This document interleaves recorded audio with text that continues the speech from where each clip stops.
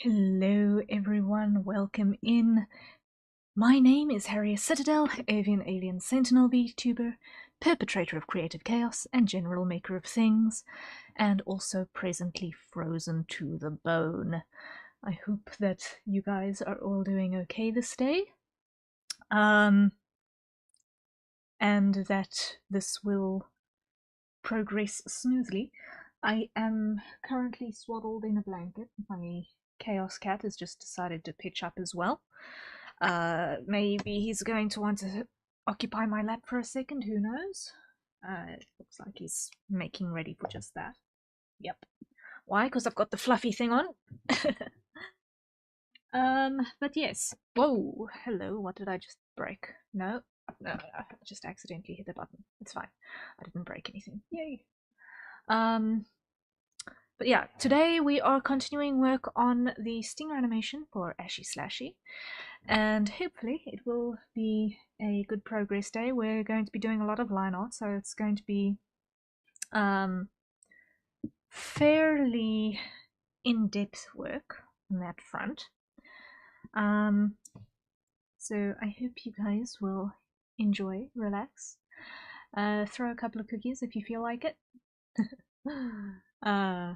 And let us in fact get straight into it. So last time we were live, we managed to get a couple of things done. I know I said I was going to do some other work on it off stream, but I ended up working on other things instead. Monster Boy, hello, welcome in. Pleasure to have you here. So we are basically exactly where we left off last time. And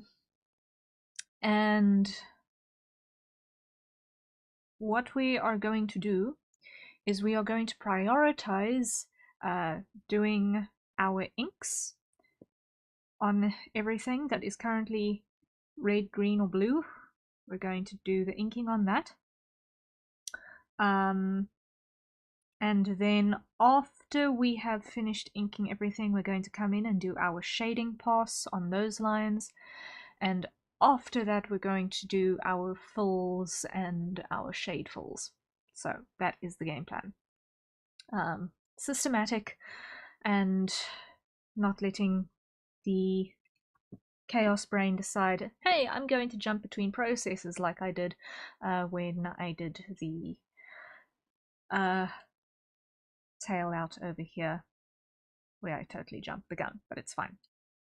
So what we are, well, where we are presently in terms of what's happening in the animation, just to refresh everyone's memory, is this is currently what we've got. Pace-wise, this is pretty close to on the dot. So we are going to be inking this today, and it's going to be, hopefully, productive. So let us see if we can time the loop. I missed it, but it's fine. Okay, so we're going to start up here, and we are going to work our way down. So let me just hide the crop box again. And down here, I want to grab this folder. I just want to reduce that opacity to about there. That looks good. And then from here, we will go into each one of these and make sure that we've got everything sorted. Okay. Game plan, huzzah.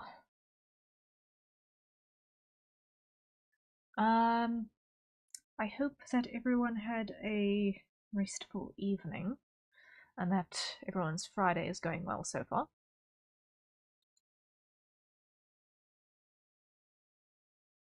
And just got to sort one tiny little issue. One tiny little issue with the Chaos Cat here. Because why? I'm gonna tick on this word. He's an outdoor cat.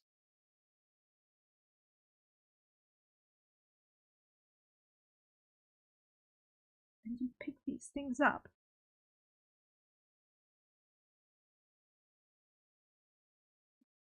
I do not want that to sit on him for longer than it absolutely has to. So we grab the little parasite and very, very carefully remove it from the chaos cat's purse.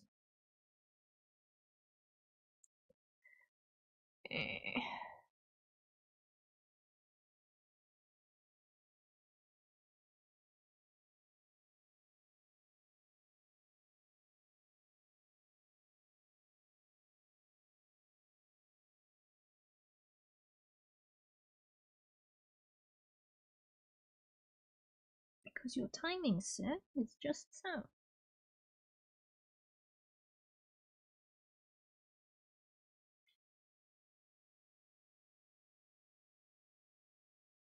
You would reveal yourself in this way.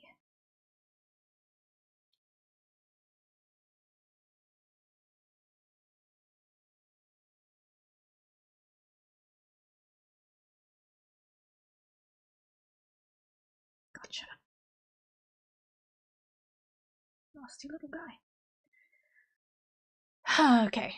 Tick safely removed. And let's leave that there for a second.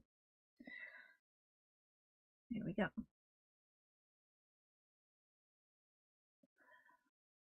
Alright, now let's actually get to the actual work. Now that I have ensured some level of health for my feline, we resume the actual day job. So, yeah, this is going to come up.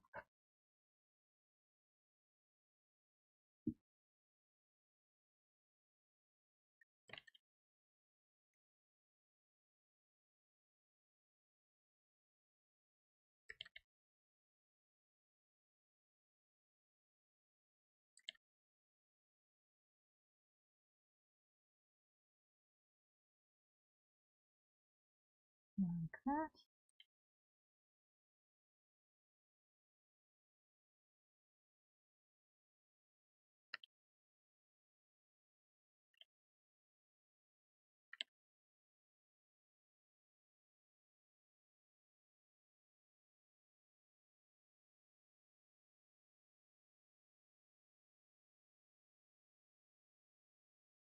And all that.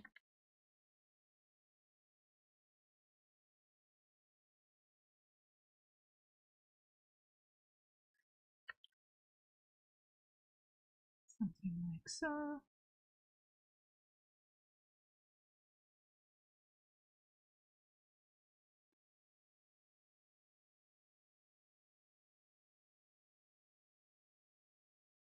Alright.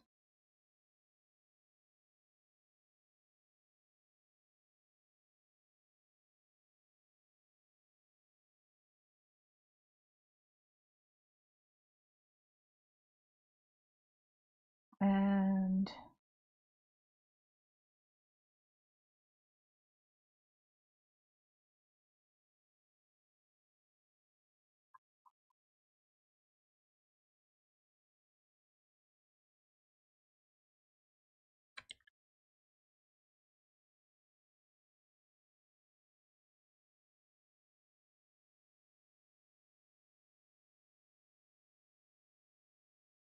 something like that.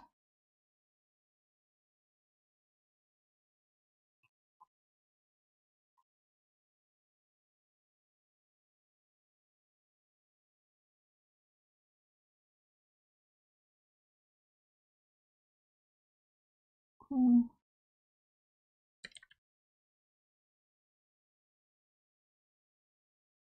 And leg. Like that.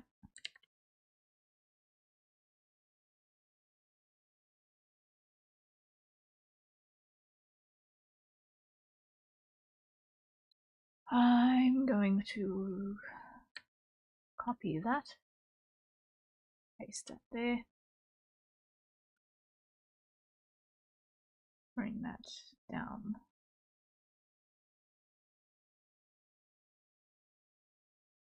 there, just to steal the top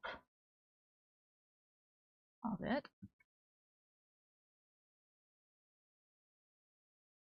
And save button.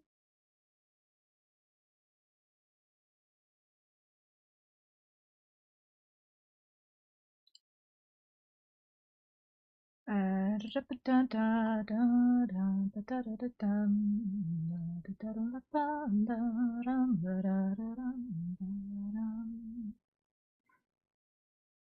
have no idea what that just was.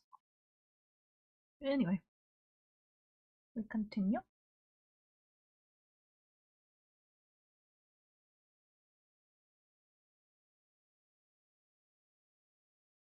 I'm actually gonna hide this for a sec. Make this even lighter because I'm still struggling to see what I'm actually doing. 15 is good. 15 is good. Yes. Okay. Ba-da-da-bum-ba-dum.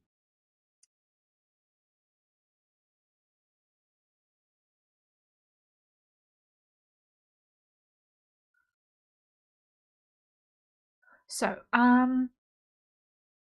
now that I am starting to get into the swing of things, let me talk to you guys a little bit about stuff that is in my brain this day. Because my brain was busy. My brain was very, very busy. And when that happens,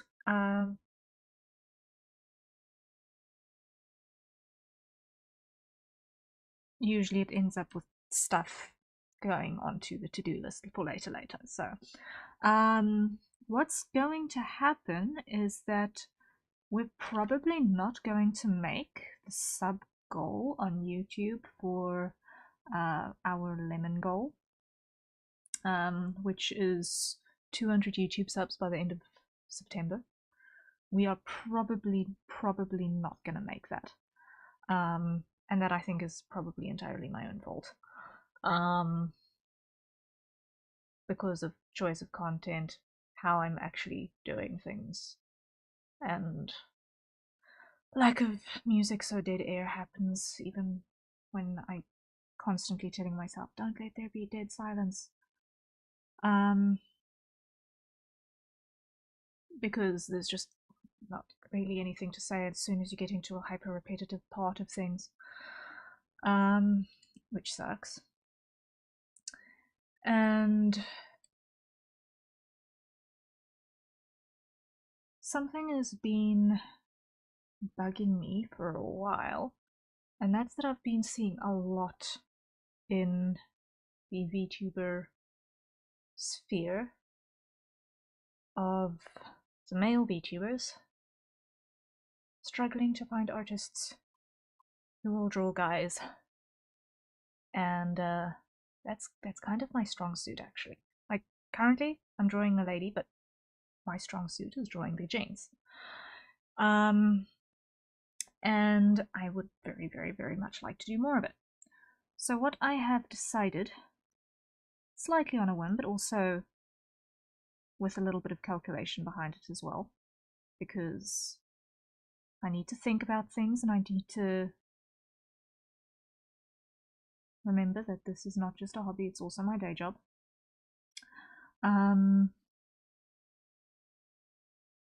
I've decided that for Twitter at least, X at least, we're going to have a new goal, which is that regardless of when it happens, when I hit 1,000 followers on Twitter, I'm going to be doing a live 2D giveaway for a male character model, fully rigged.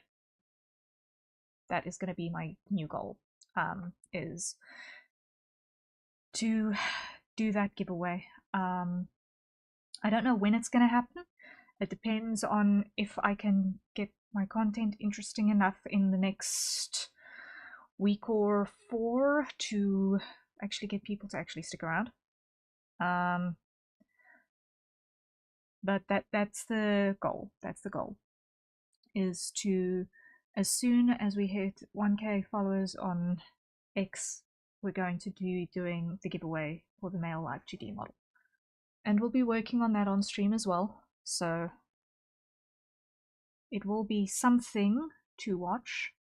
It's going to be a little bit more of the repetitive content type of thing, unfortunately, because there is a lot that goes into it. So it's not going to be the most high octane stuff, maybe, but I am looking forward to it. I've been wanting to do VTuber art again for a while, as in actual model art. So that's the goal.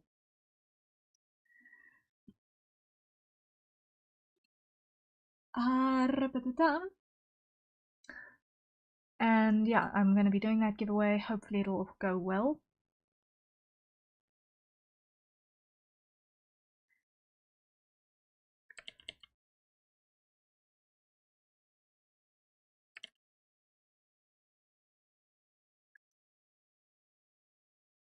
And hopefully it will be well received.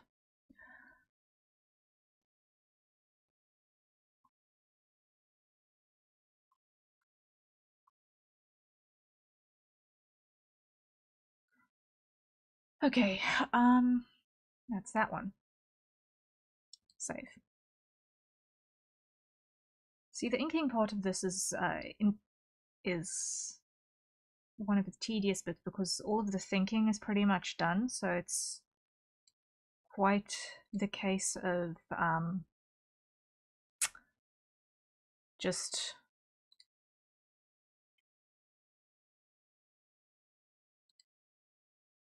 sort of filling in the gaps and tracing everything that needs to be traced, all of that jazz.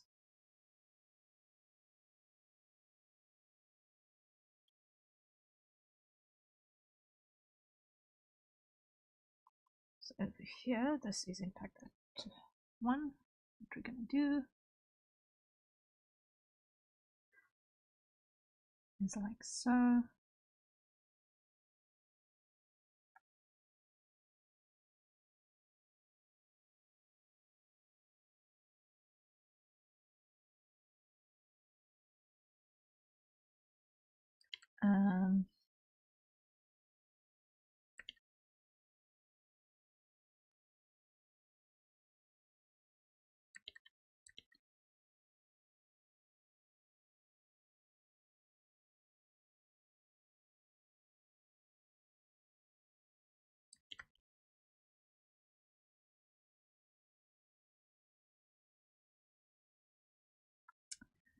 And clear that. There we go.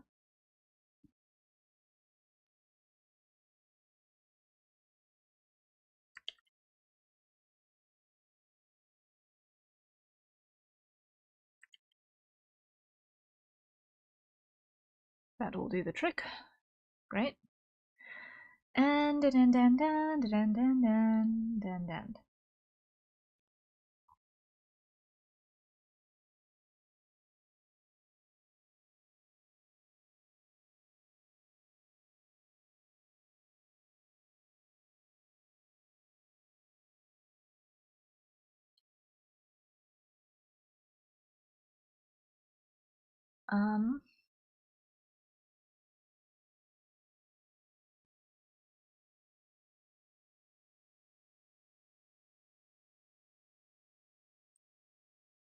all right. Next here. I do think that I've not got this line right. Hold up.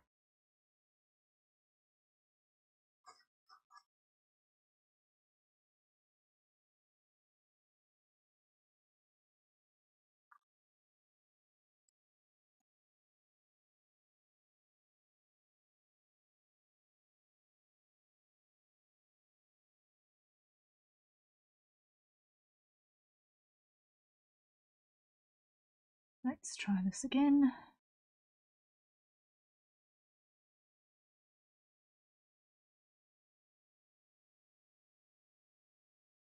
That's a bit more consistent. Nice.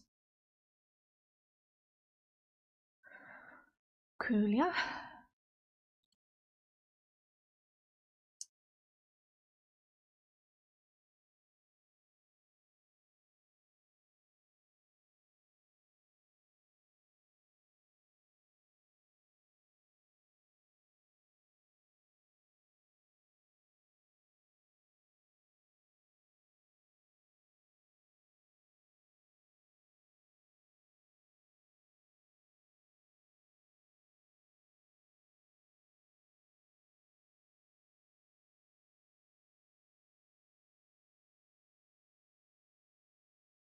And like that. And up here.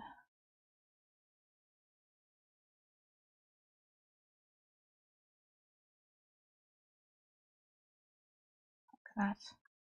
There we go. That's the belt buckle sorted in those two frames. Now here, I've got everything twisting a bit, so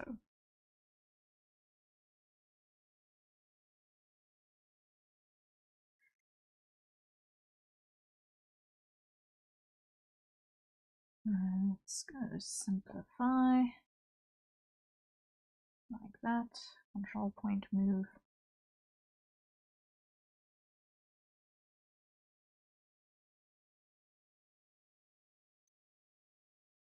There we are.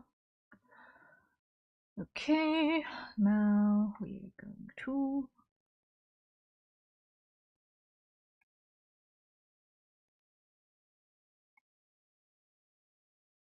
this.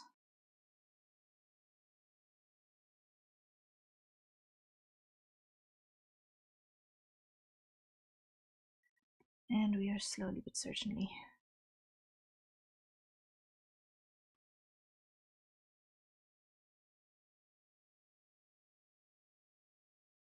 starting to get places.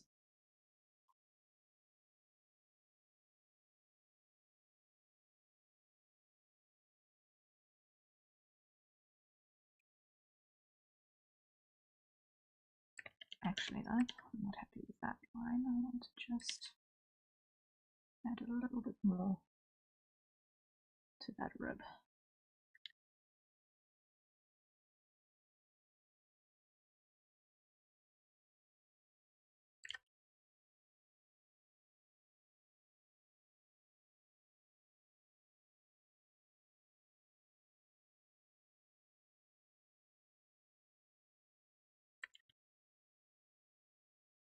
Right, and over here, like that. Great.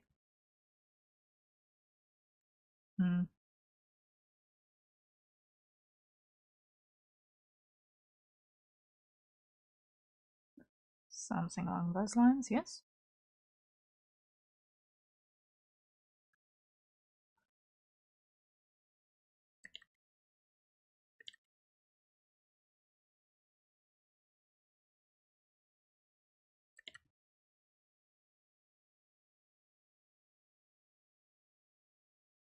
And here, one like that, and that. Okay. Clear you, and you, and you, and you. And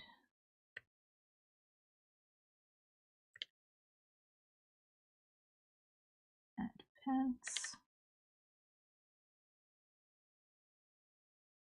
Krahazik, hello, hello, welcome in. Hope you're doing well.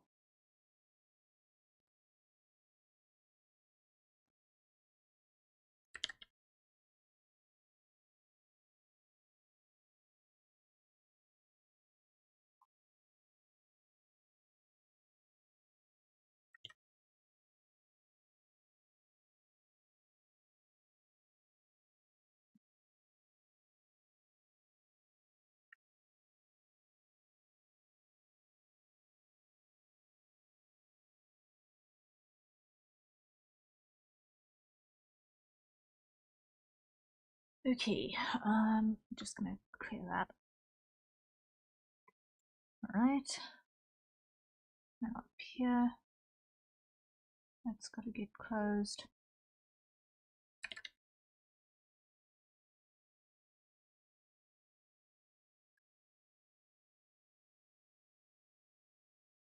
She's got this bodysuit type of thing going on here, so.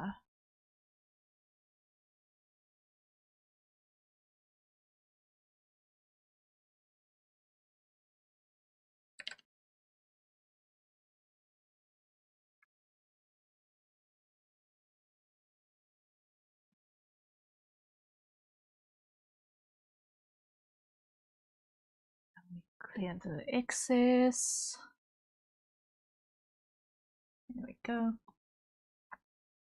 That's those inks. Next one down.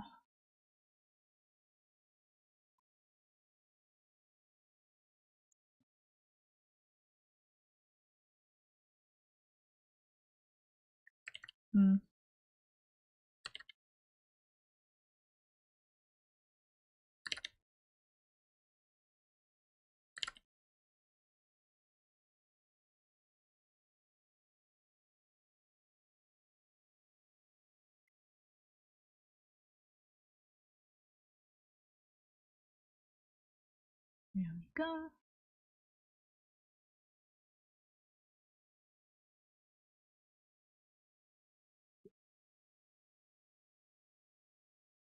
And over here,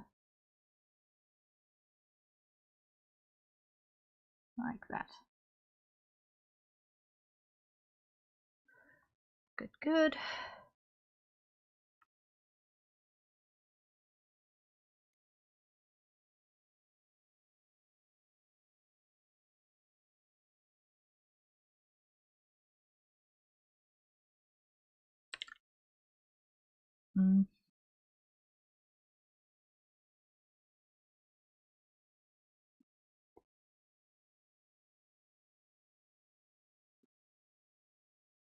Reference, that's going to be that.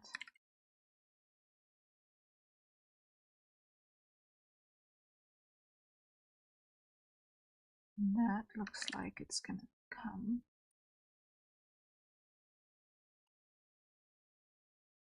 up along like that.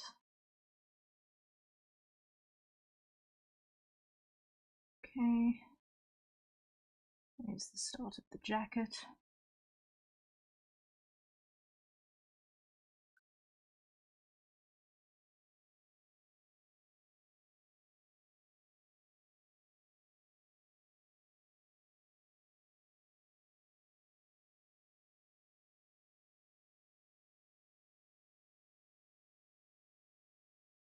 There we go.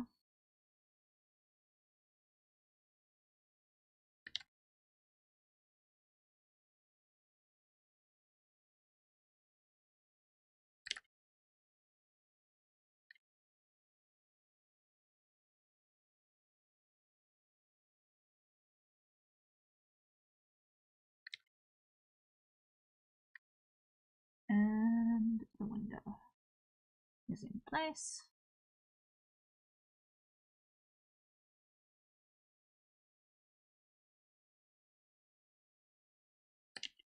Although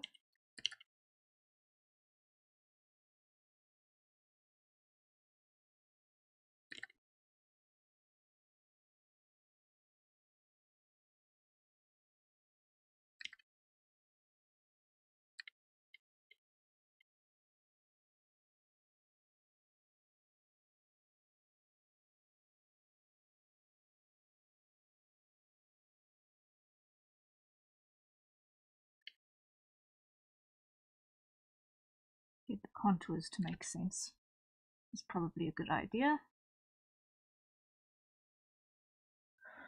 There we go.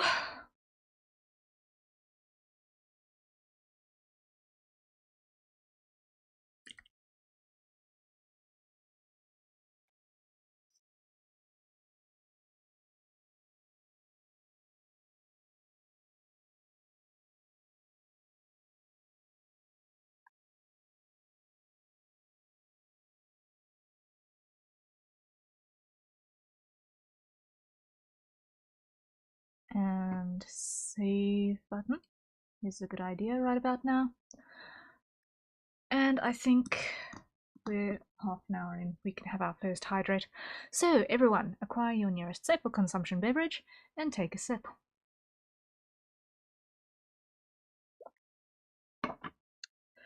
Okay, we continue.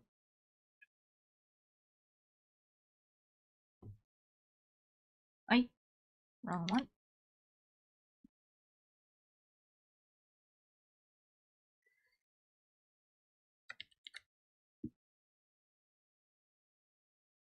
Now at this point, what we're going to do is we're going to have the hands peeking out on this side as well, because by now they should be visible.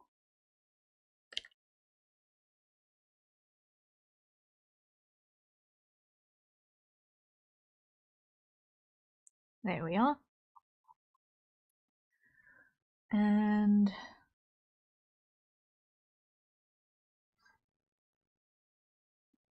onion skin. Let's see.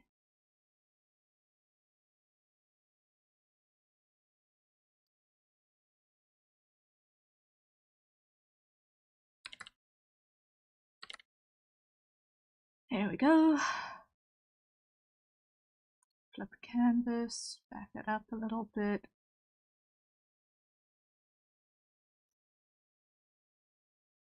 And like that. Great.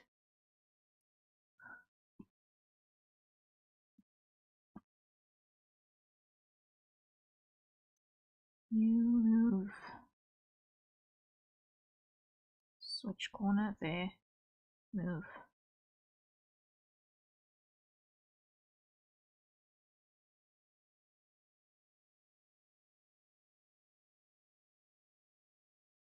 Alright. Like that. And like that. And I keep scrolling in a weird place.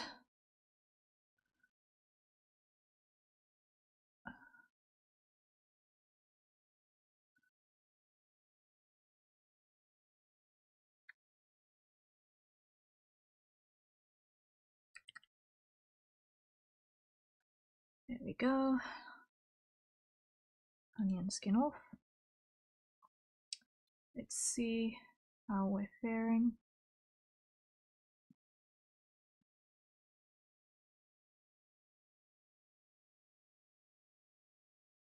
Okay.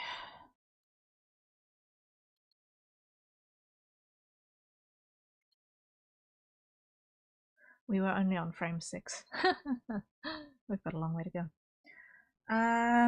Out of 41 that still need work.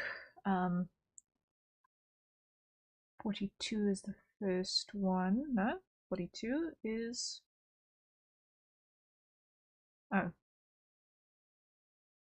So 6 out of 42, that's where we're at. Okay, so on to frame number 7. Onion skin off. And we proceed.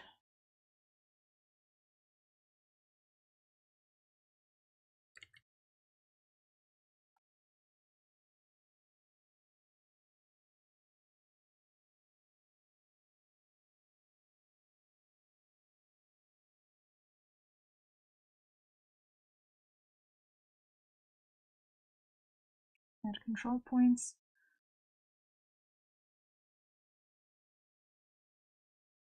Like that ought to do the trick. There we go, that looks decent, yes. Happy with that.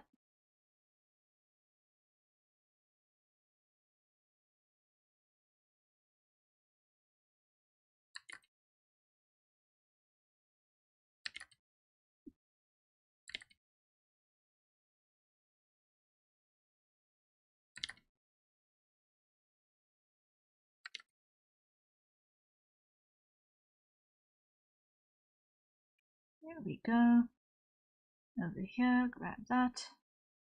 Across. And up.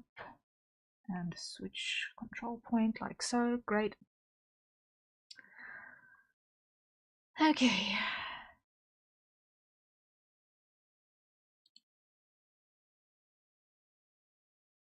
Yeah.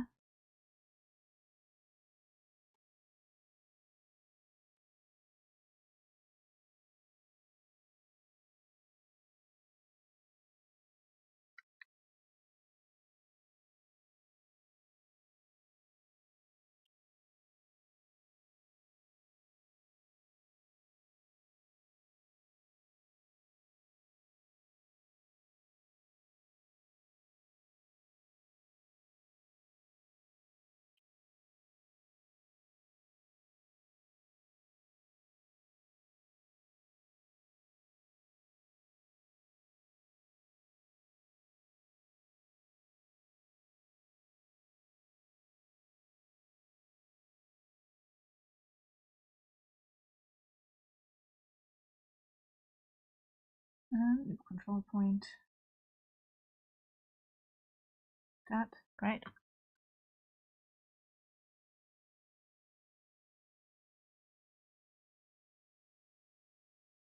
Oof. Simplify by long and ways. Move.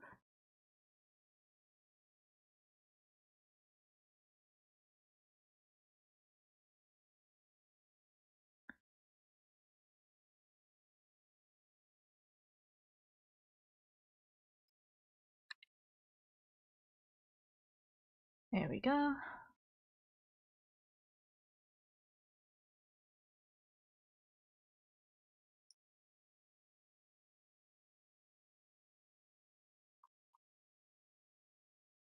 And here, like that, like that, like that, and be gone with you. Okay.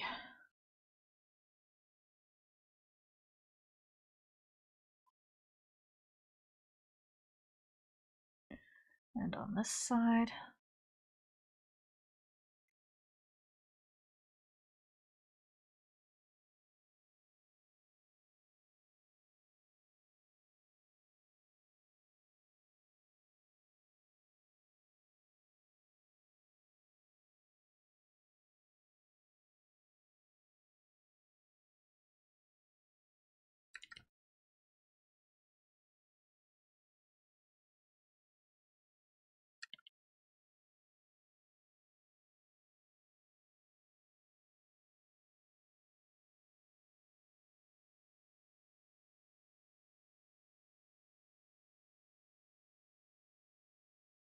there we go. Move you guys across. Like that. Great. Needs like that.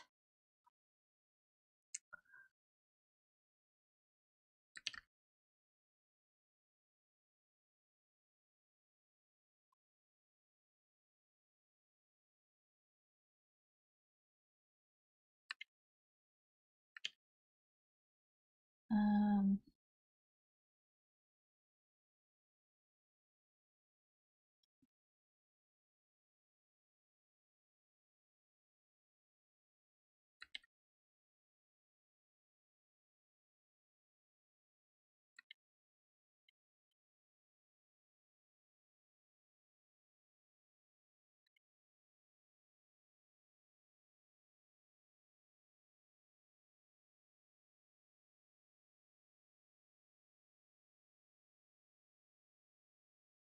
what to do the trick. And then here, let's see. It's going to be basically straight across like that.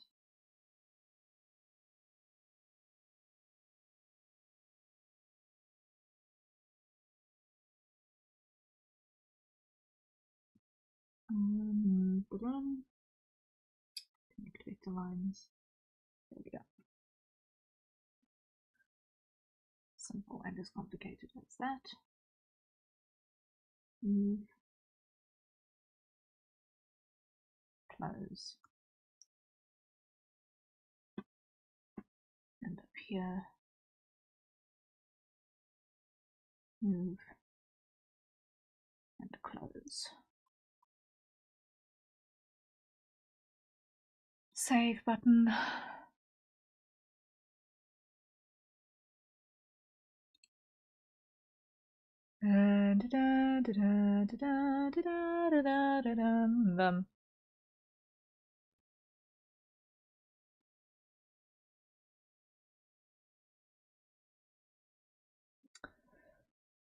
Okay.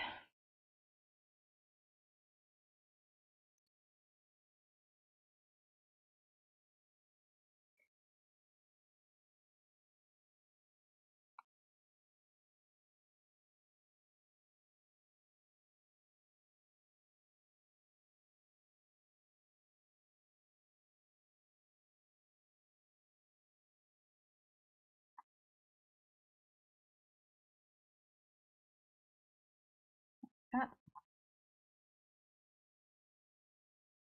And remove view. And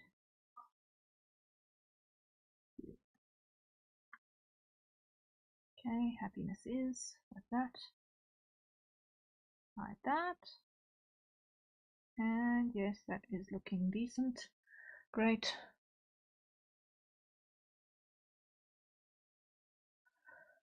Okay.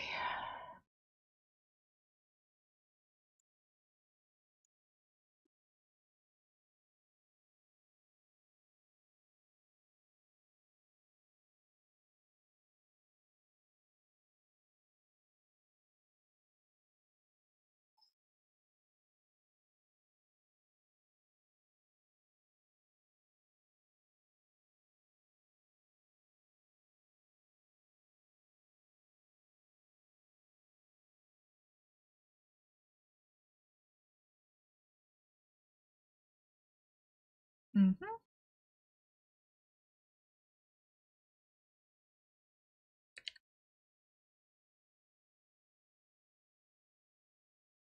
That will do the trick.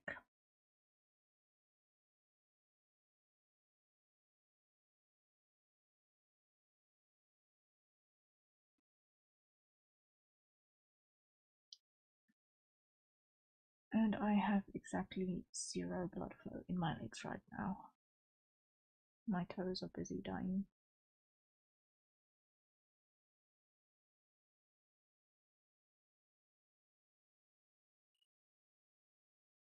Okay.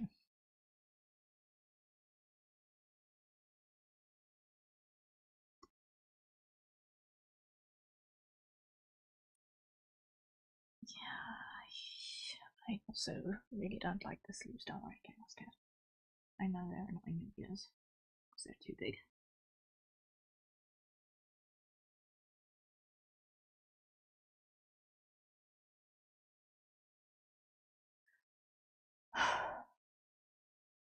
Okay. That will do the trick. Now over here, we've got to close the bottom.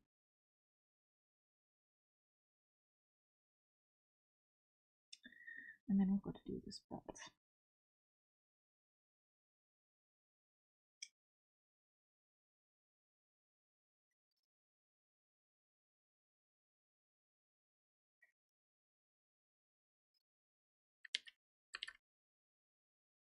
And then, ow, ow. Okay, so now I actually have to really move my legs. Ow, ow, ow.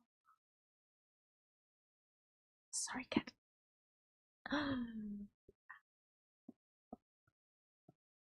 Ow. Okay.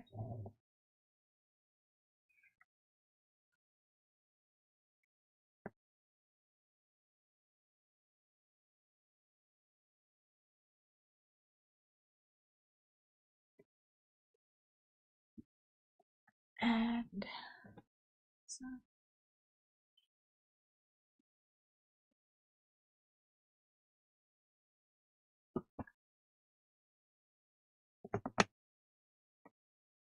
it's deeper in my chair. And okay, there we go. Okay. Ow. Ow, ow, ow, ow, ow. Being cold sucks. Being cold really, really, really sucks. How does one concentrate when you are freezing?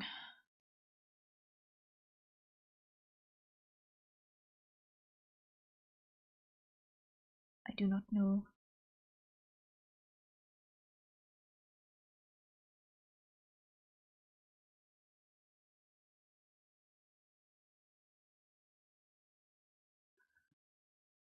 Okay. We continue with the belt. How do you seriously, how do you concentrate when you're cold? This is now an actual serious question because I am struggling.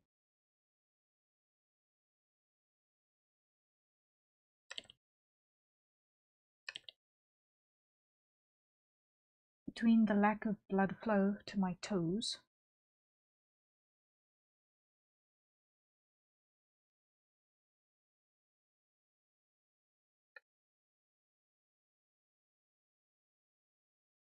That.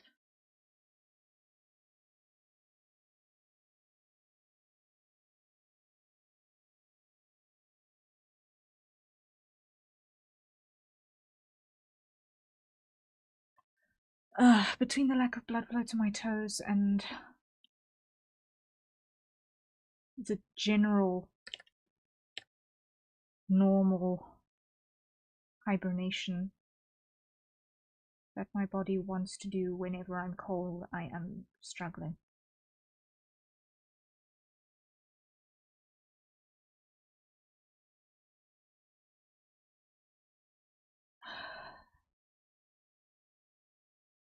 I dislike it severely.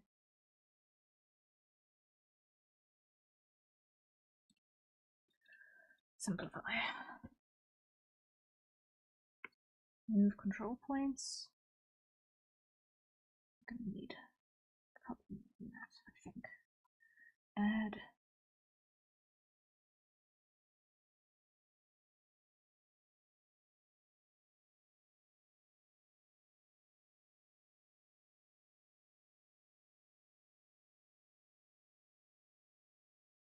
Okay, that'll do. Duplicate.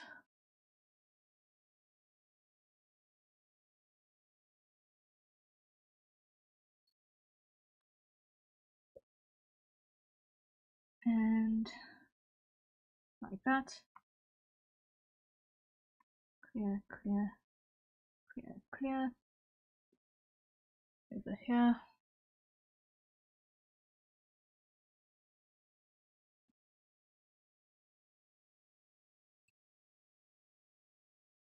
Right.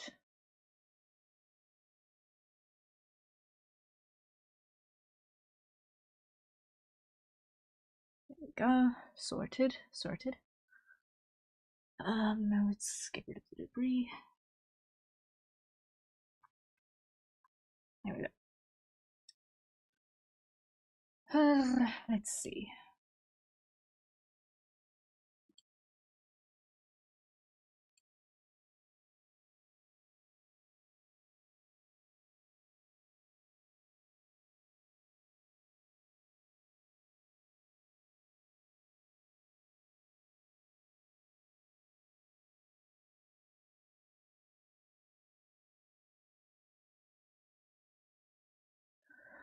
Okay. Bam bam.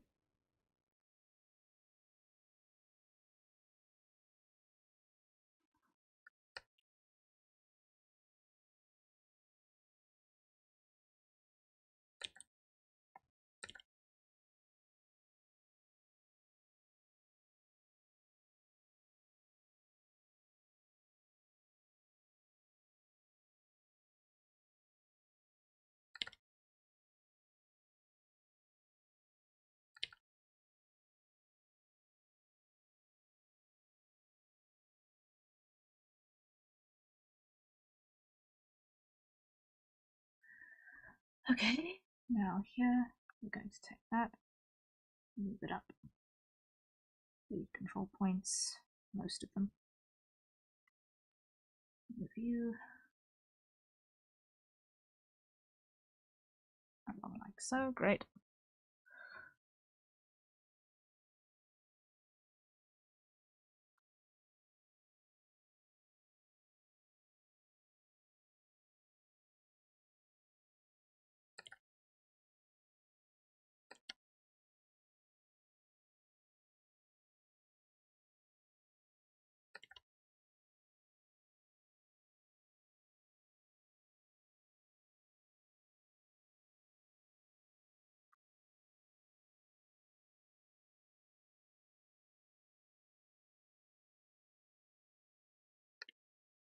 Yeah, move that down like that. Great. And cut across, close.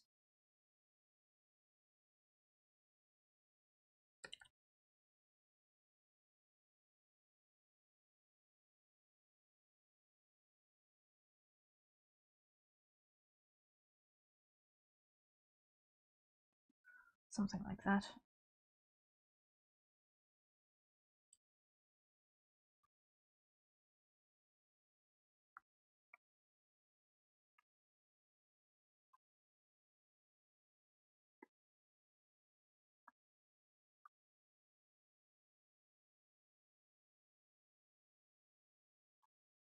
That'll do the trick.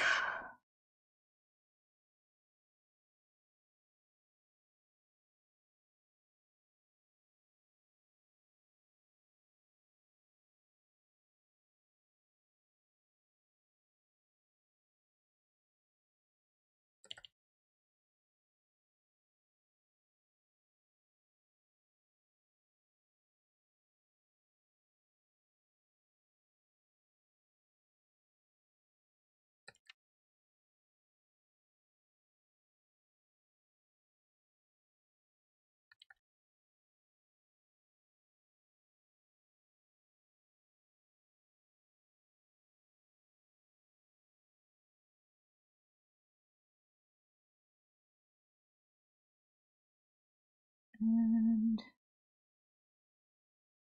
like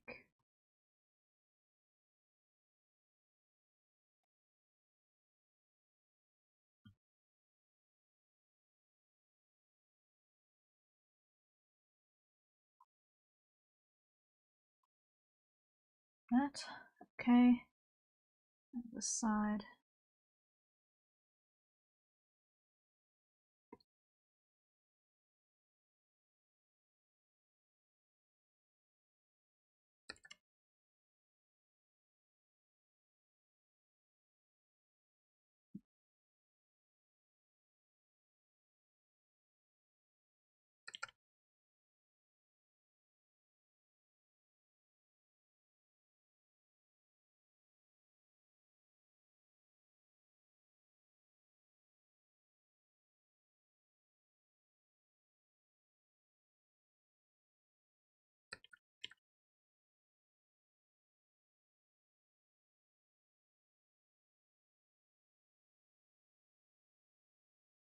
Okay, and here.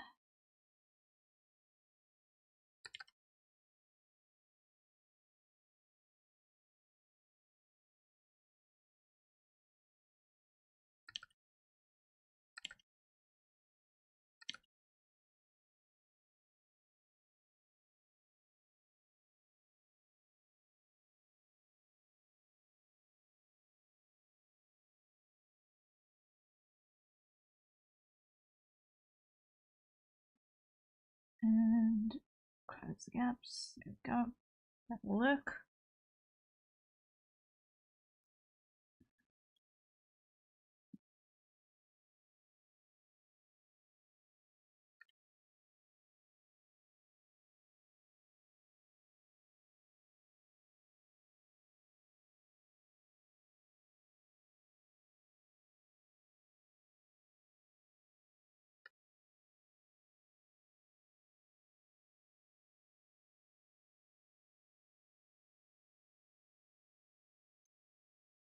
I'm going to probably need to relook at that.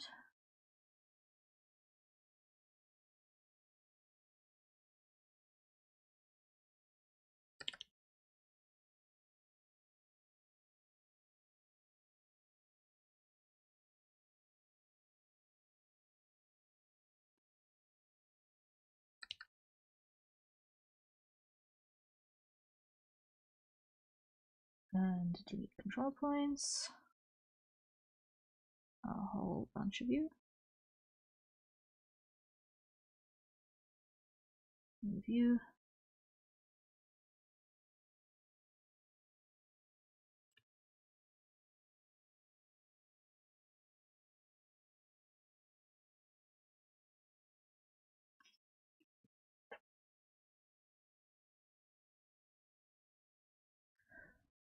Clear you and you. And let me just chaos out.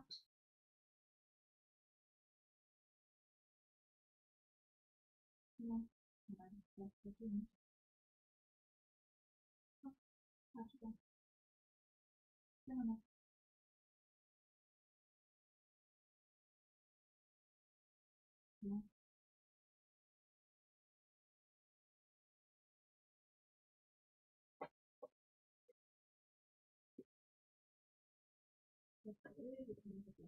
okay, there we go. Chaos cat out of the room. Okay. Now we continue.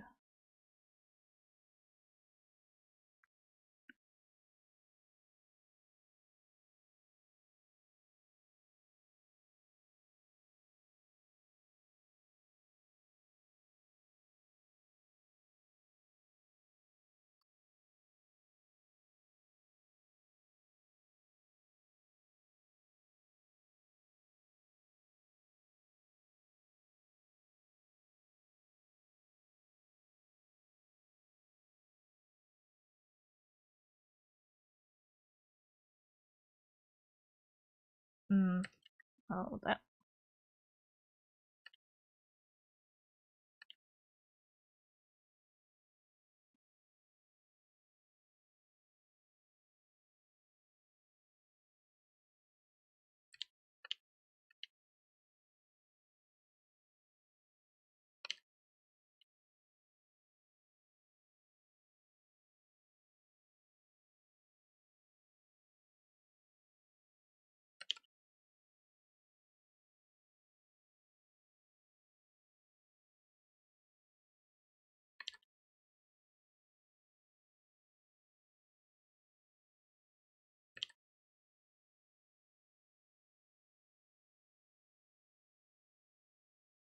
Almost too long there.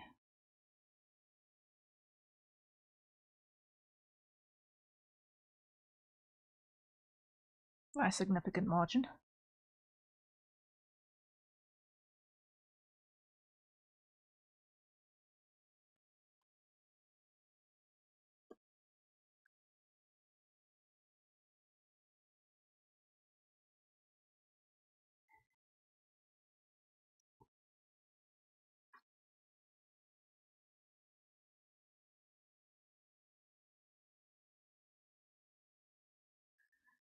Alright.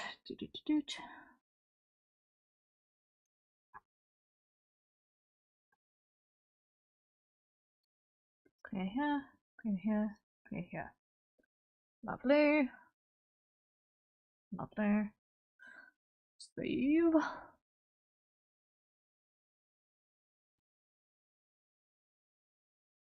And hopefully don't crash my clip studio. Thank you.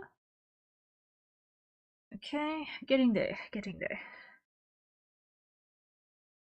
We're almost done with the drop.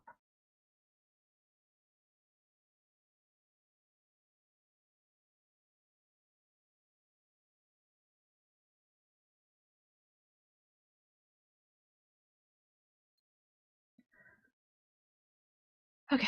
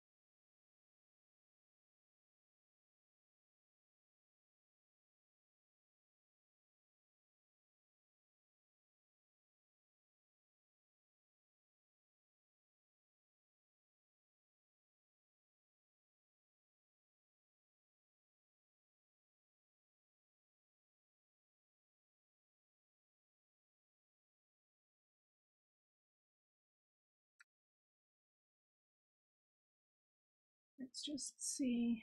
No, style is like really, really tiny.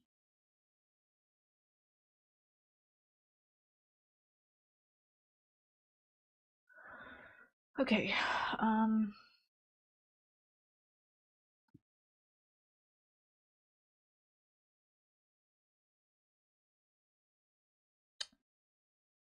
I will come back to the face in more detail on that frame when I've got my glasses placed in each of these things for tracing.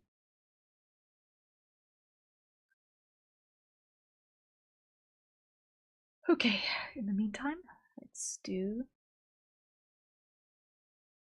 the rest of these.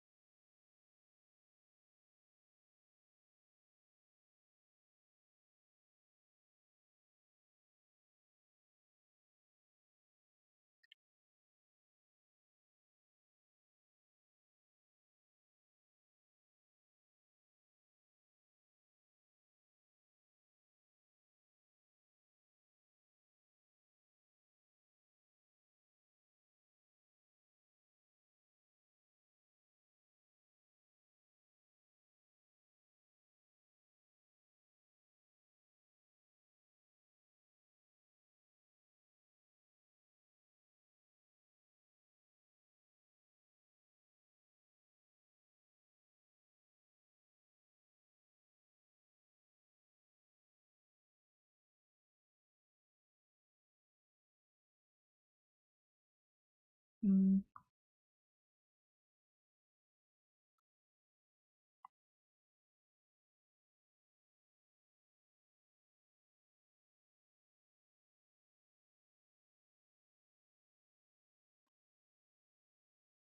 Yeah, we're gonna have a bend.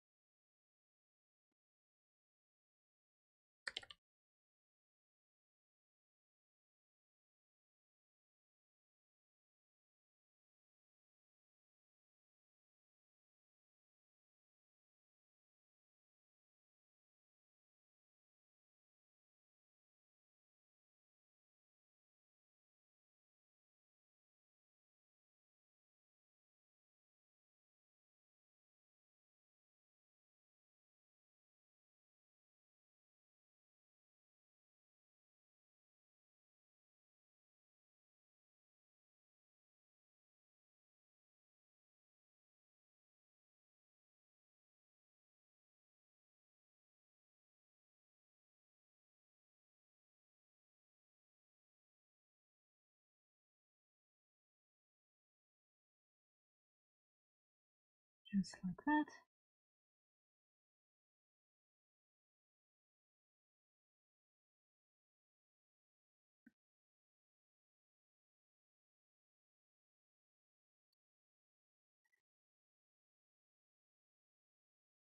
And so, okay.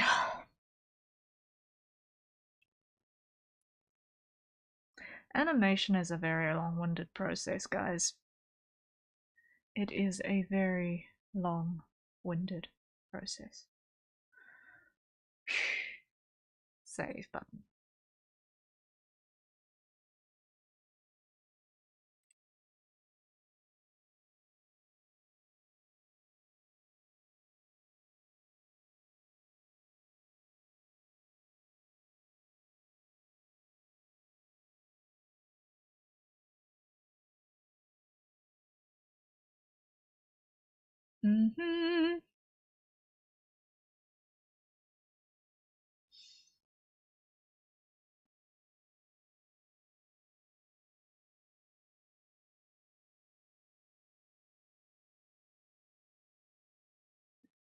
Let's see. Mm-hmm.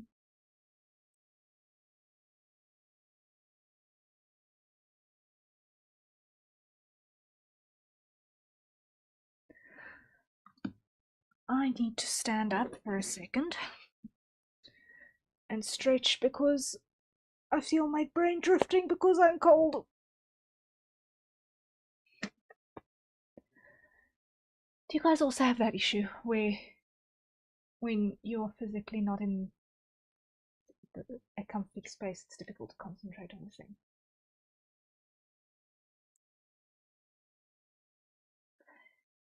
Please tell me it's not just me. Oof.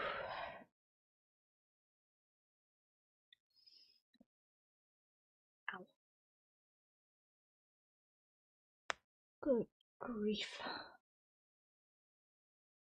Everything is creaking like a rusty old ship.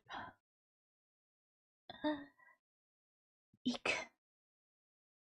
The sides of your ribs are not supposed to make that noise. What?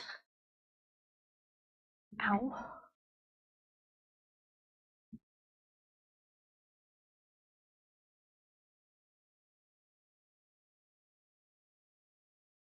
Like, I just literally felt a zipping feeling in my serratus. That's not normal.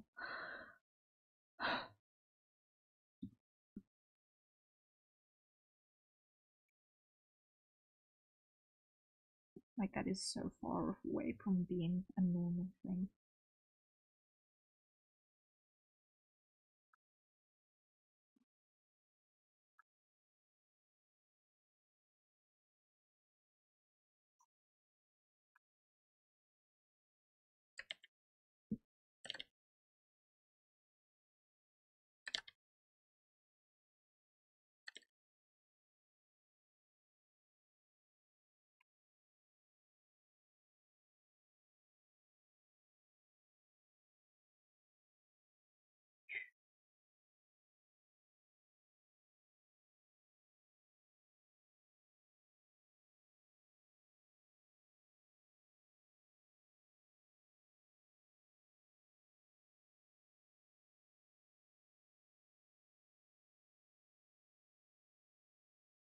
Yeah, no.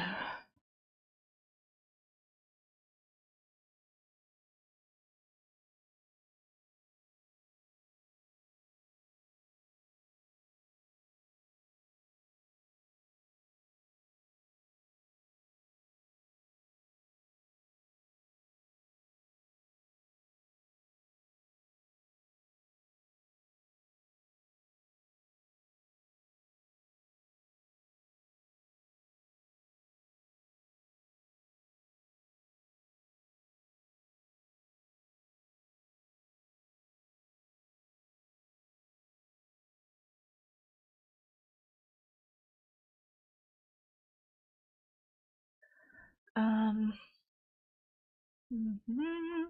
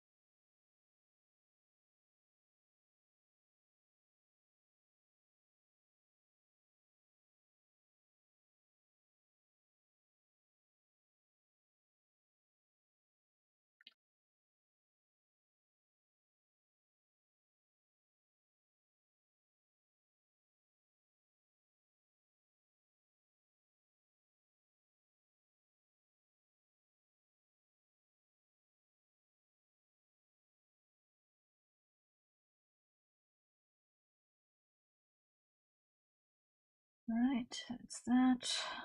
Yeah. Needs to cut across.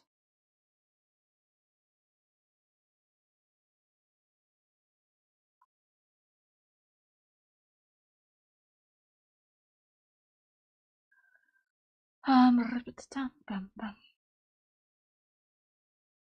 got to hold off on the placement of that hand until I've got the glasses in place.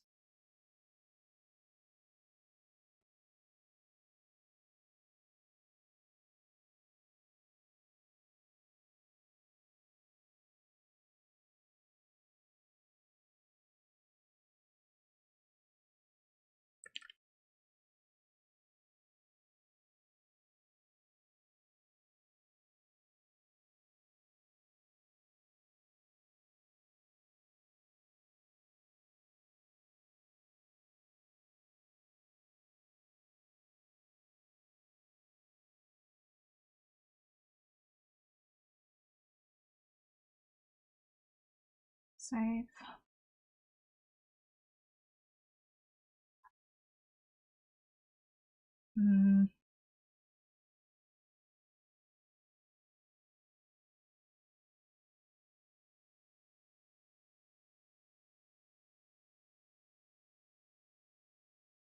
Okay, so methinks that's probably what I should be doing next, is actually just placing these glasses. So, to start with, copy that. No. Copy that.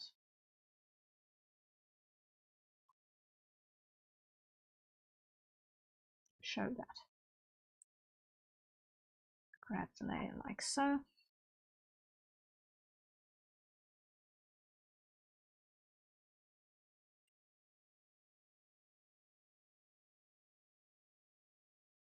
Where does it first appear?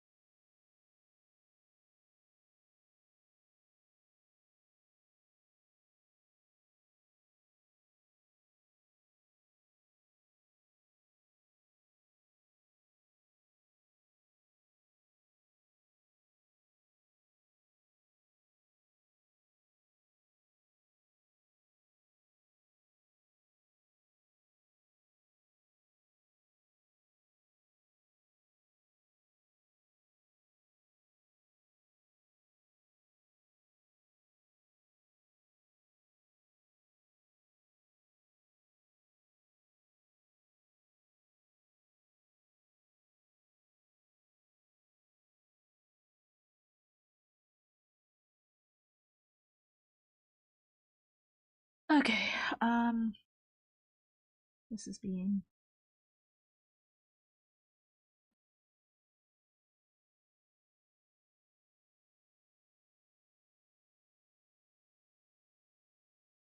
Eric.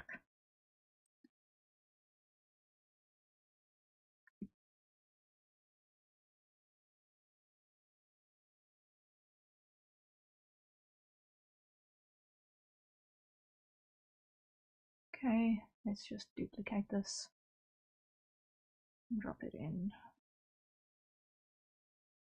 number 8.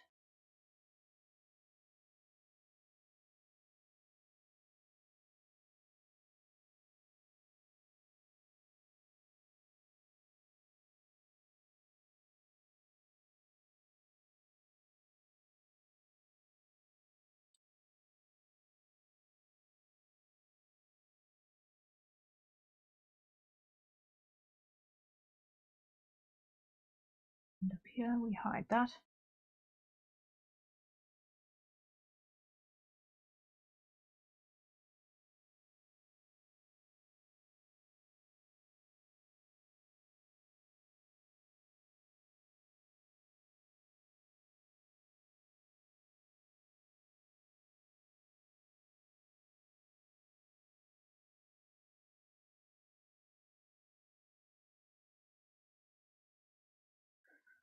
Something along those lines, yeah.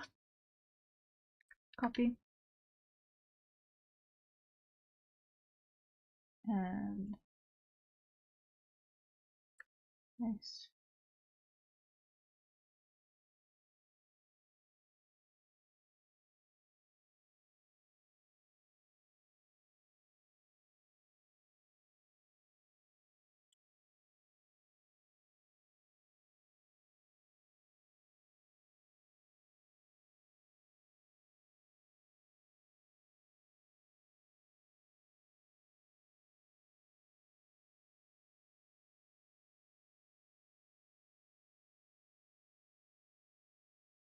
And let's adjust again because it's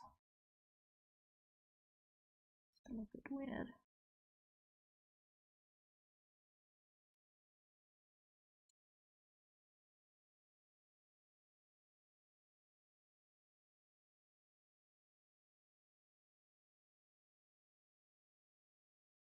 And copy.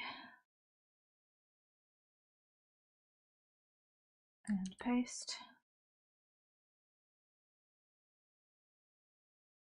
And paste.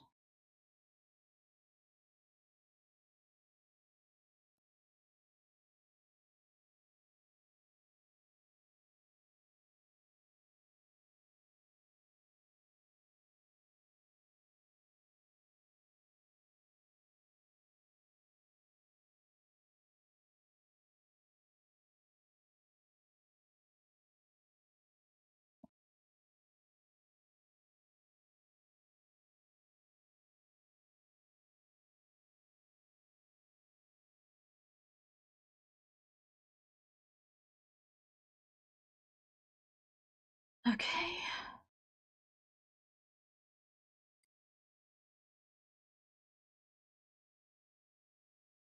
Yeah.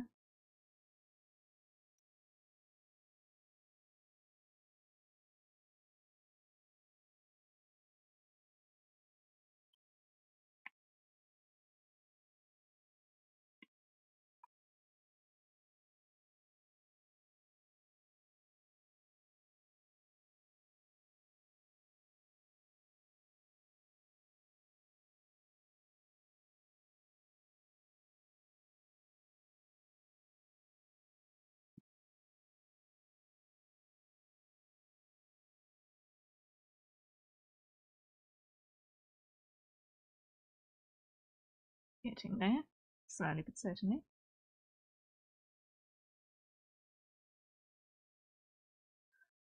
Okay,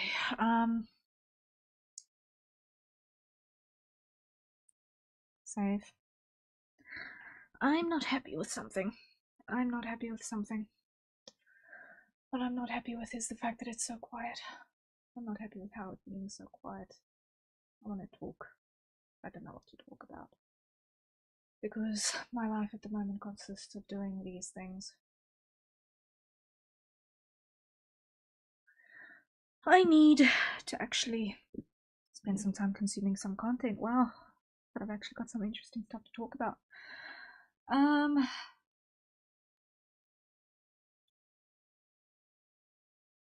So, I suppose one can then pitch the question. What is something that you guys have found an interest in recently?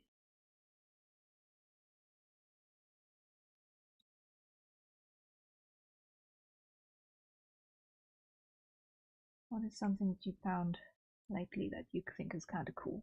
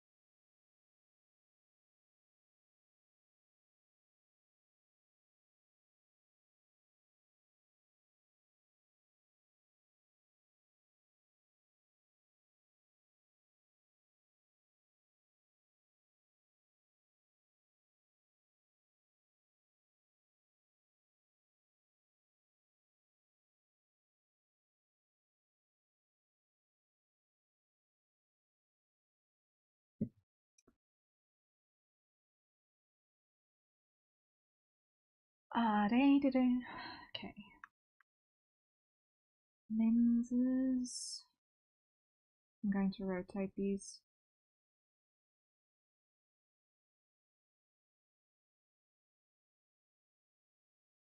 I'm totally going to be rotating these. Because this does not look right.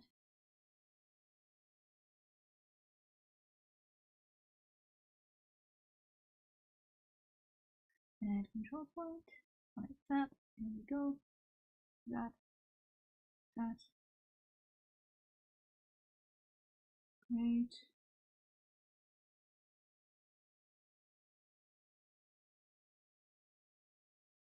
There we go. Nice.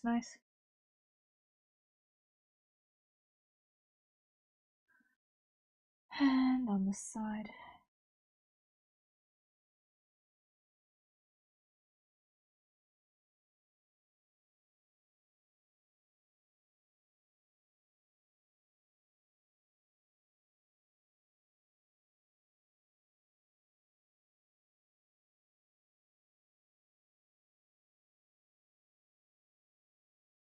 And let's delete a bunch of the extras.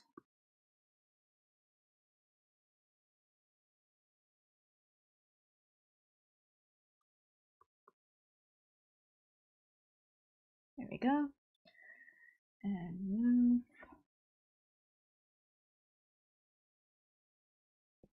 That'll do.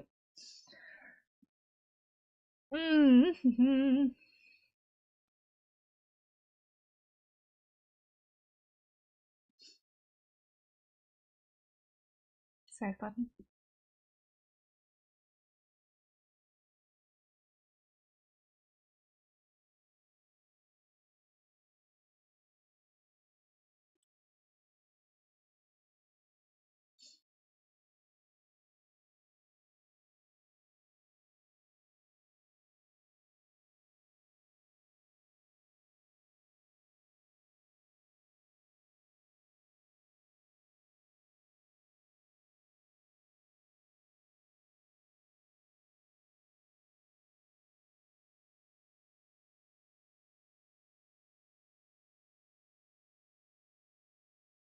You know what? I'm going to make a post quickly because I have just decided that animation streams should by all means be chat collab streams.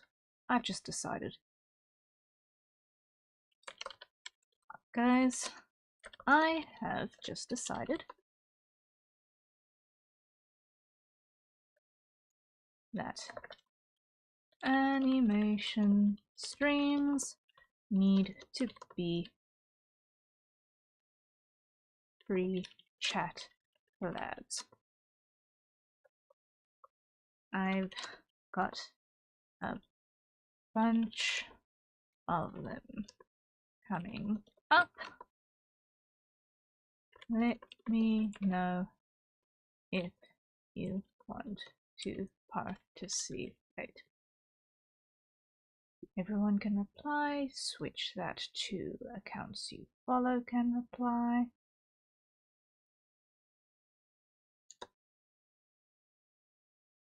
Send. Joy. Because why not, right? while I am still in a desperate hunt for music, we need something. We need something.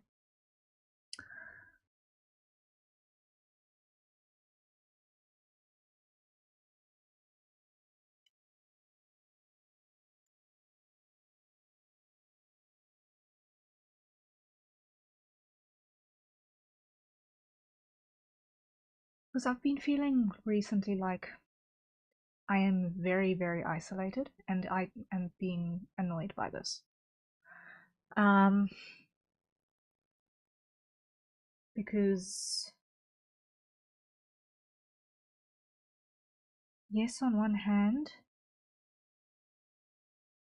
the streaming is an aid towards the art commissions and its advertising, and its proof that I'm actually, a living, breathing person doing the thing. When you're actually doing it live, very difficult to refute that. But at the same time,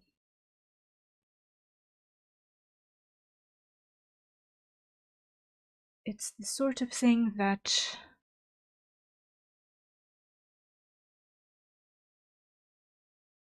is difficult to participate in if there's not something actively more engaging happening in the back as well.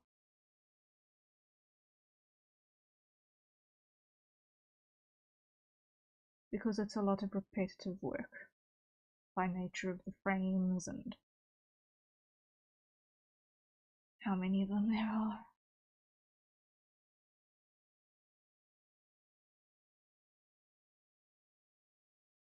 Especially when you're doing the 2D stuff like this.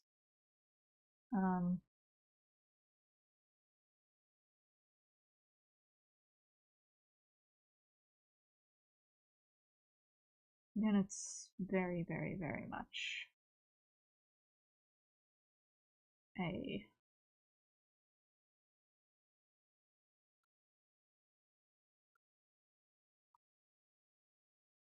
you need something to help pull up the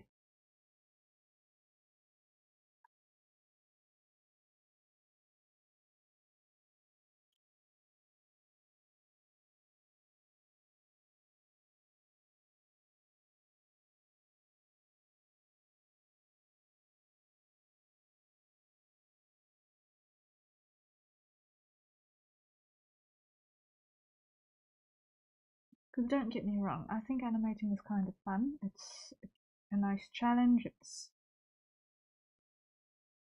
got a charm to it. But at the same time, I'm also attempting to be an entertainer. And that means that if I'm doing stuff that is not entertaining to be around, I need to be reassessing how I'm doing things.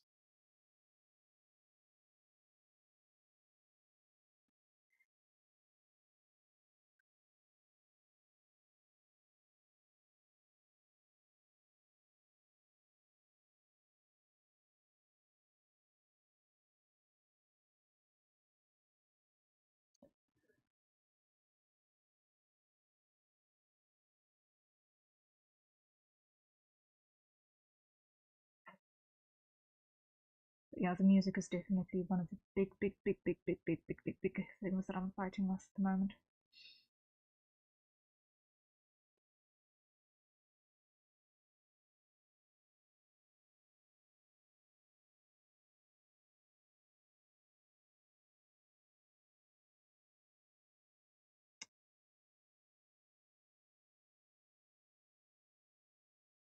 And I mean, as a content creator, it's important to pay attention to these things because on one hand, the animations like this are one of the most lucrative things in my commissions list, in the sense of it's one of the most expensive items on my list, like off the bat. Which means that it's not exactly something that I want to stop offering either.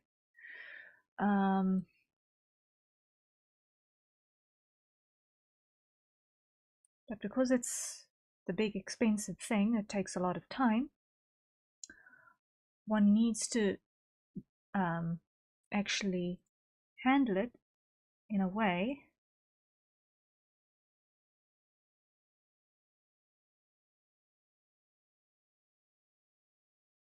with a time investment on stream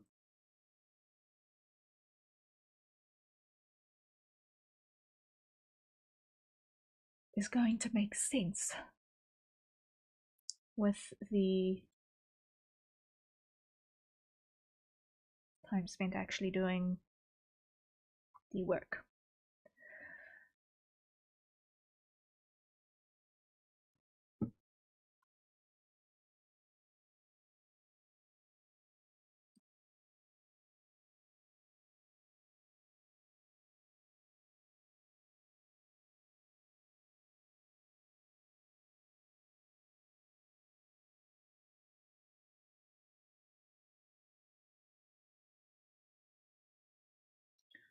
Because I want it to be something that I can continue to do, but it just needs to be a little more fun for you guys, I think.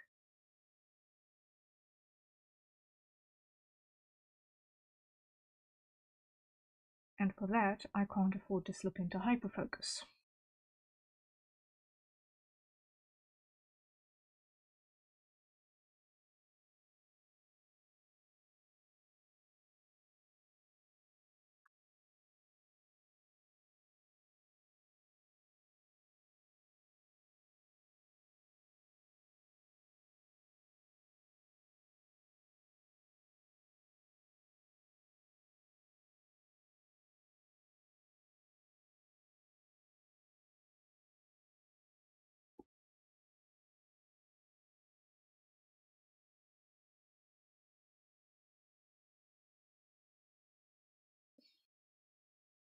Something like that.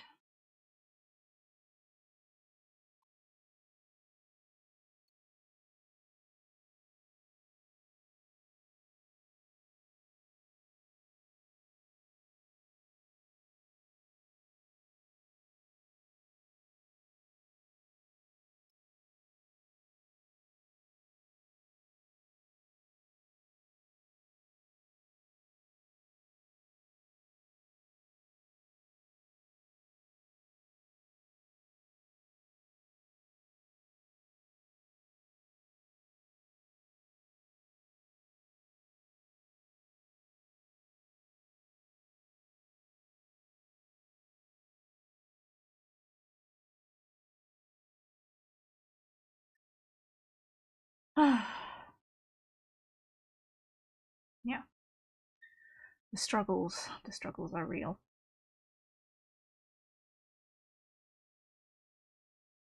Save.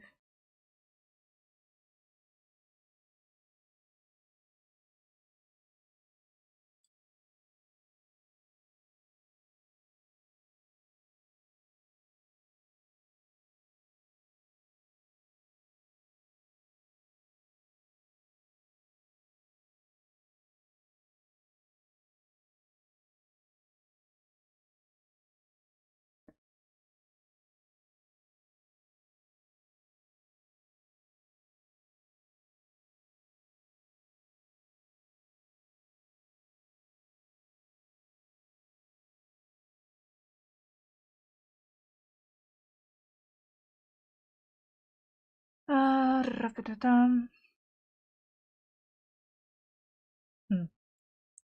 Okay. So, We're almost at the 2-hour marker.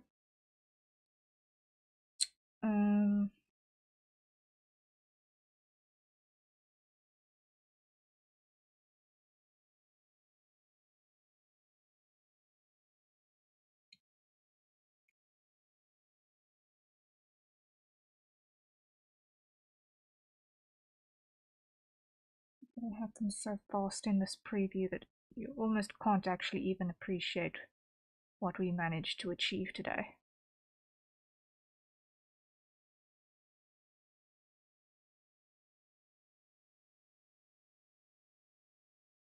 Even though what we managed to achieve today was mostly booba.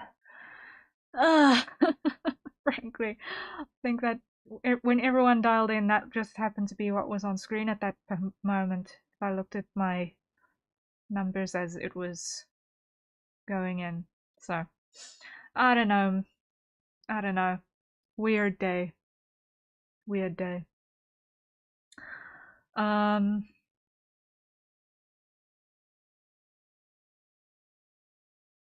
at least we're making progress. As soon as this fall section is complete, it's gonna be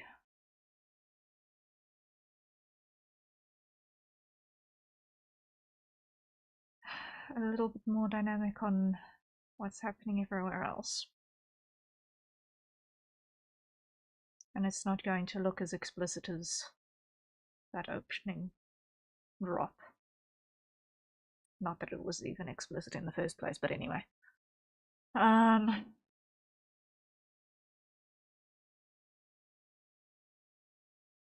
Just what bodysuits tend to do is be form-fitting.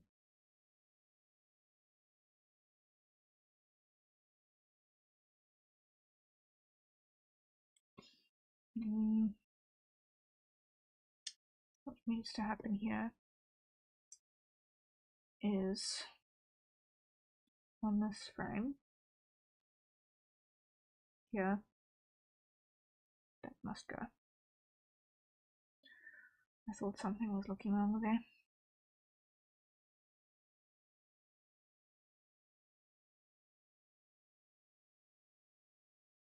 What else is looking wrong? This belt is getting thinner the further she drops. Do you see that?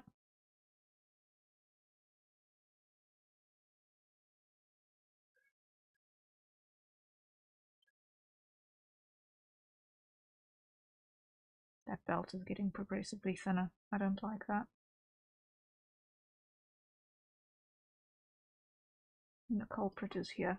That's where it starts. So, we start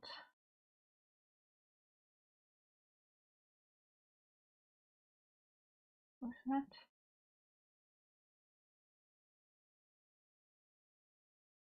And delete.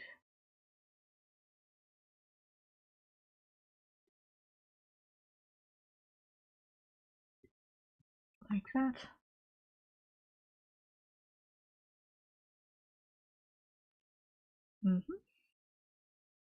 Yeah.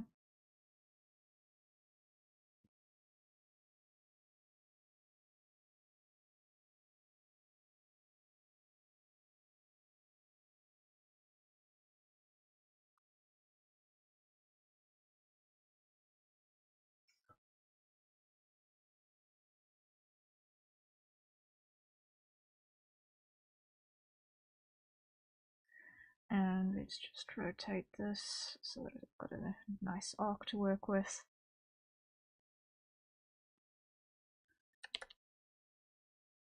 Actually, I'm going to keep the bottom one and I'm going to move the top.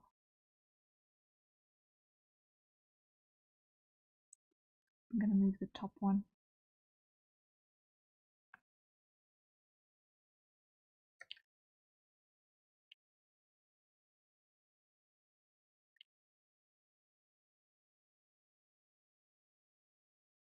Okay, that preserves the volume a bit better.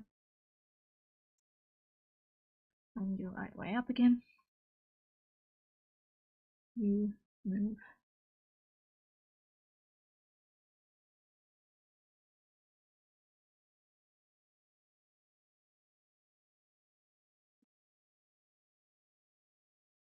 like that, like that, like that.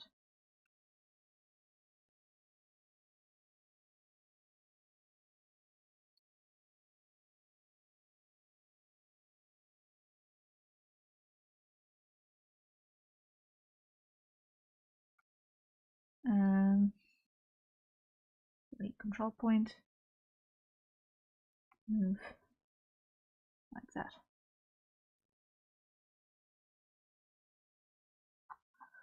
Alright, number next. Yeah.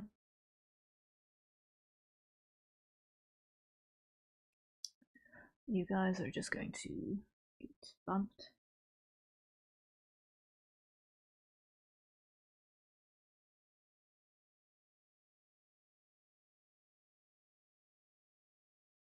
That control point like that.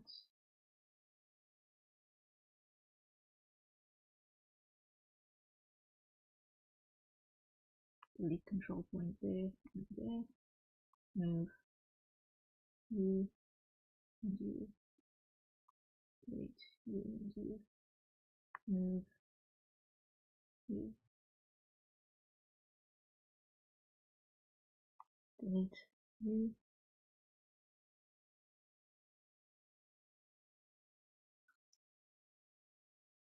Move.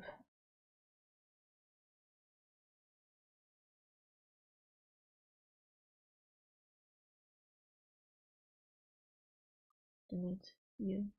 Move. Delete you and you. Move you. Okay, that one looks better preserved. Yeah, also way too thin.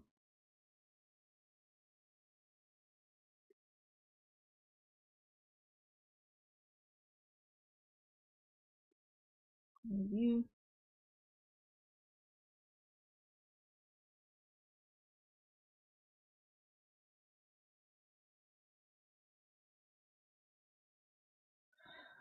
Okay. What's the end of this thing?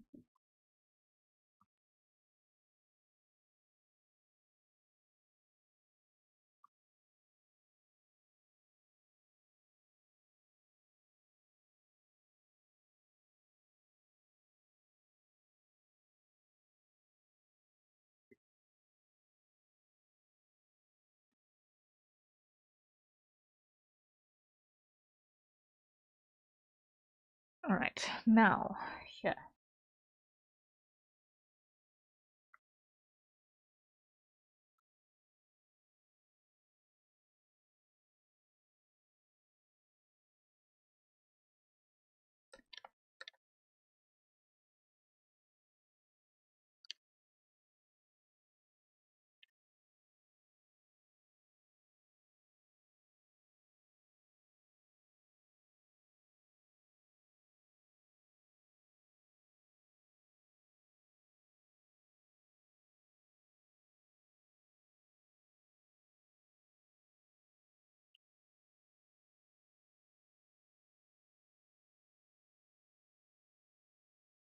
Let's create a bunch of you, because yipes. Move.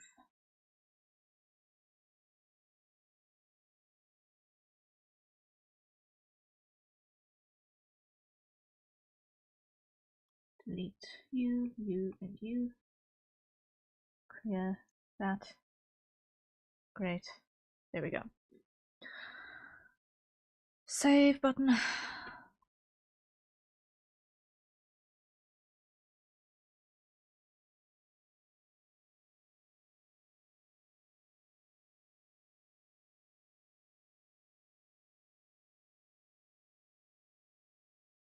That's still too thin, especially at the top there, but I'm going to adjust the bottoms line this side.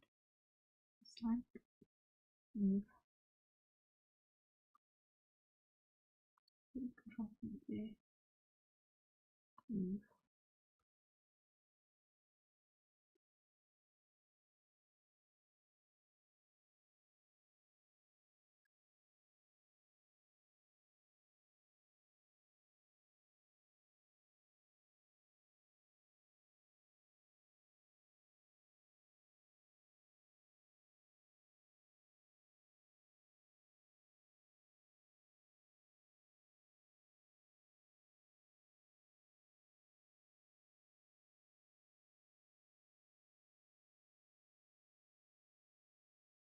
Control points like that. Move you.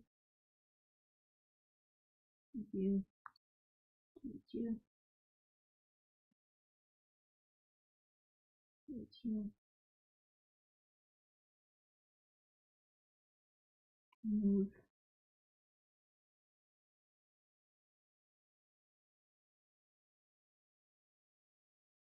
Switch corner there. Move.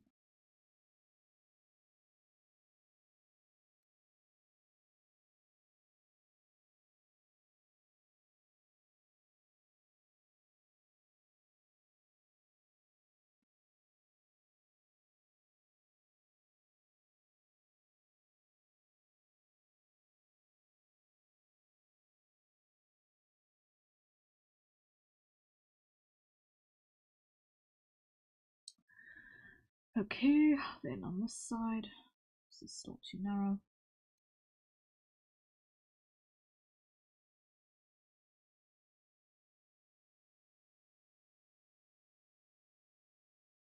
It's all about preservation of volume. Okay.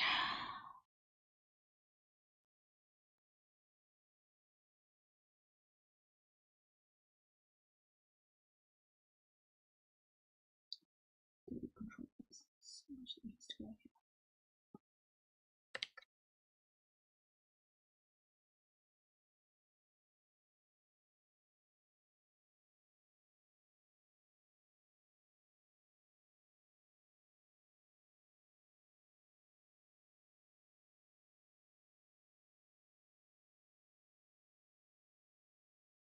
Save.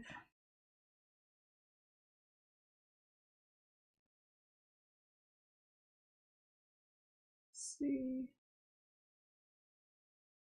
It's better.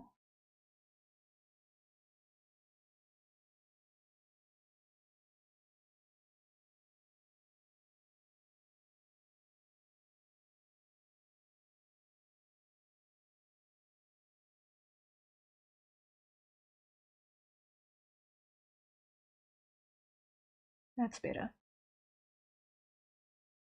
That belt is behaving better. Okay.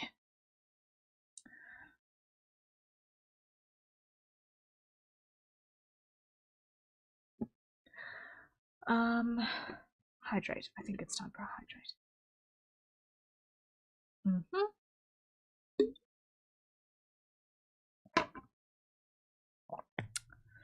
Right.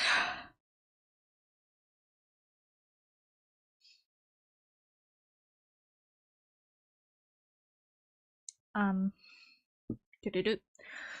Now I'm going to do the belt buckles, and then we shall see.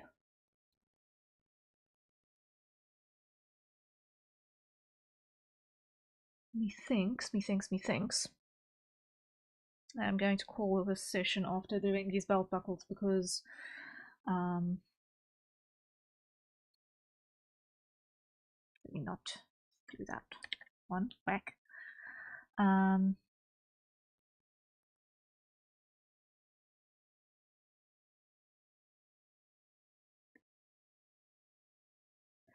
Because I am finding it very, very difficult to concentrate with a cold, and I'm finding it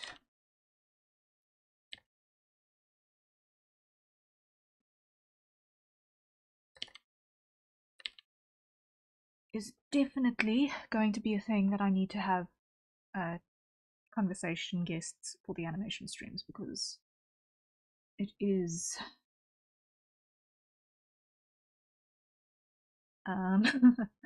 long work to hyperfixate on if you've not got a conversation partner. which makes it incredibly not fun for you guys as viewers, and I want things to be fun for you guys as viewers.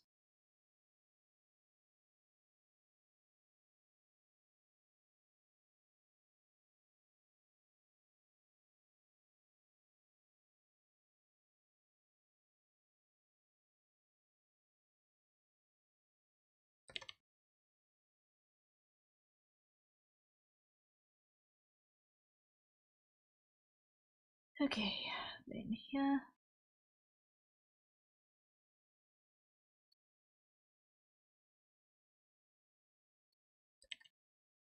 Like that. And that, and that. And that, and that. Ack, that. There, and there. Great.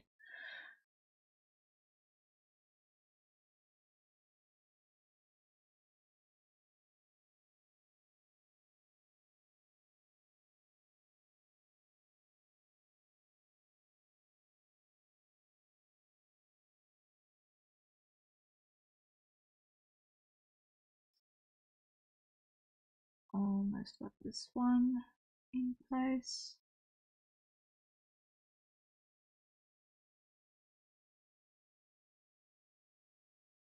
That's going to take a lot of deleting of control points.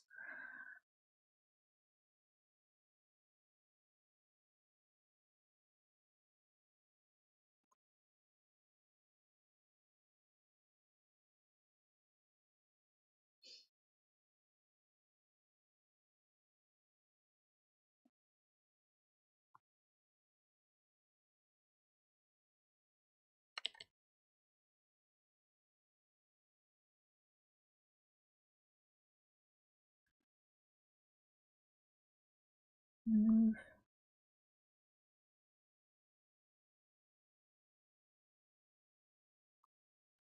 And like that. Move. There we go. Okay.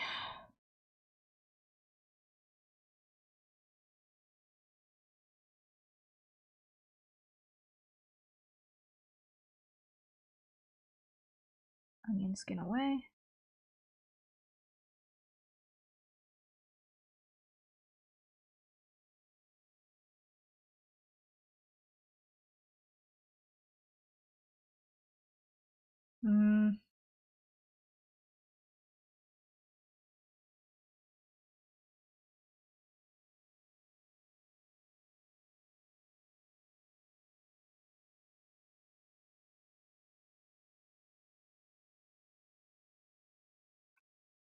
That's what's bugging me here. Is the curvature. Yeah. So these are presently the same line, which they're not supposed to be. Delete.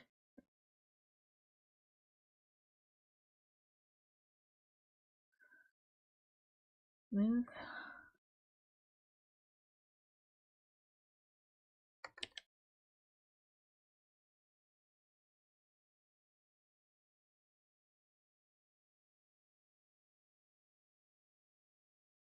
So delete a whole bunch of you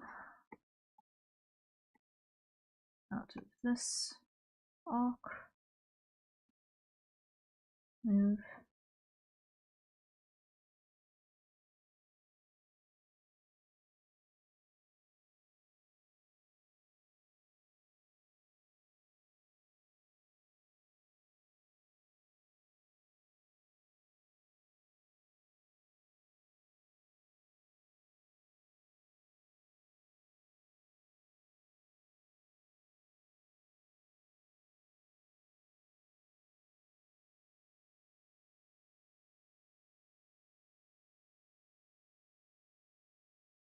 Delete you and you. There we go. Okay. Move control point. There we go. There we go. Save.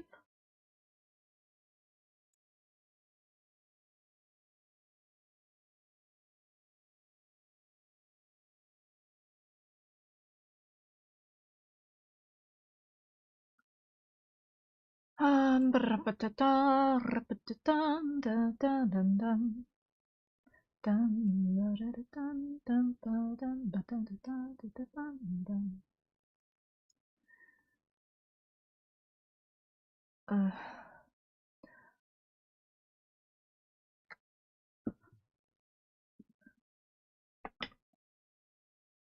sometimes wonder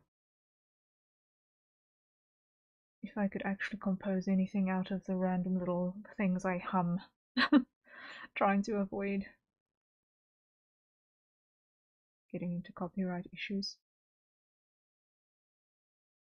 I sometimes think that, and then I think, but do I have the guts to go and comb my VODs for all of those little random things, and then do I have the guts to transpose them, and then do I have the guts to try and make them making any sense?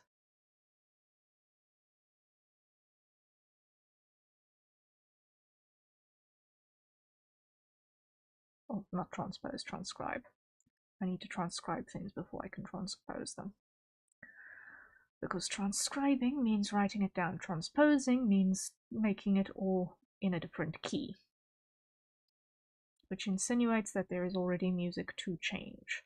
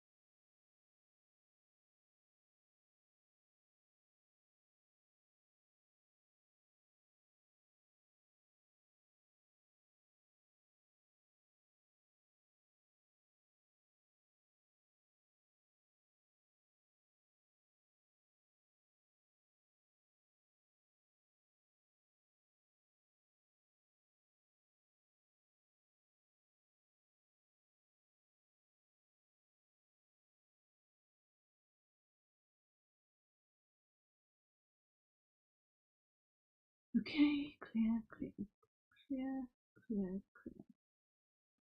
Wrong one.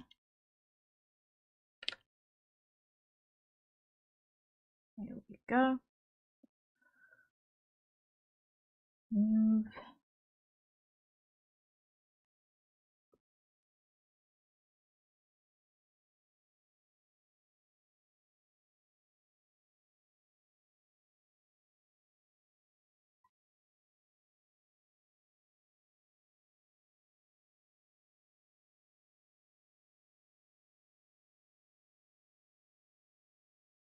Okay, last one.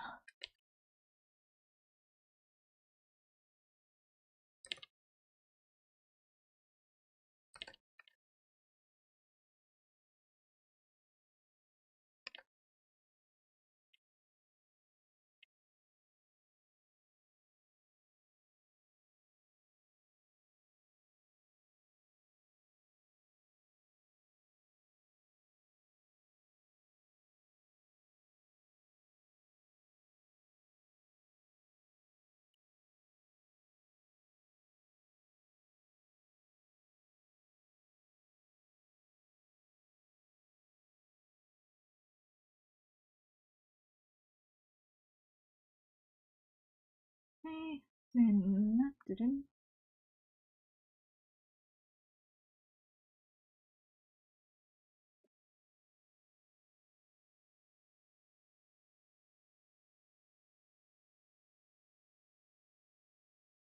Yeah, we're going to then remove that and that and that and that and that and that. And I need to add in heal and move you back.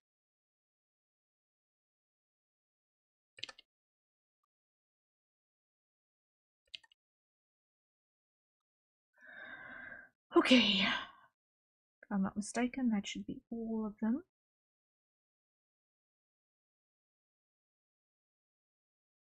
Up until that point, yes.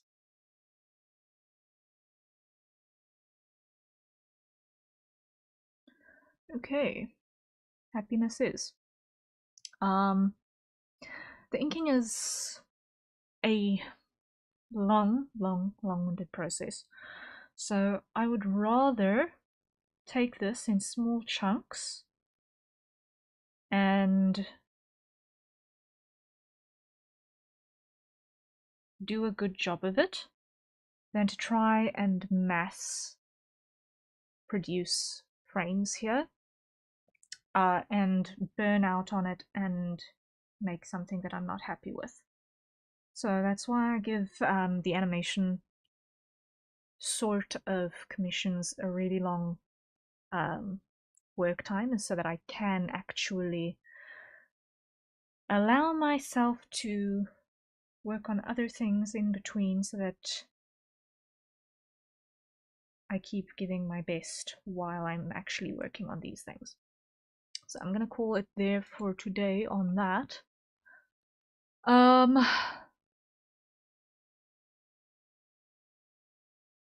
And yes, I will be working on other things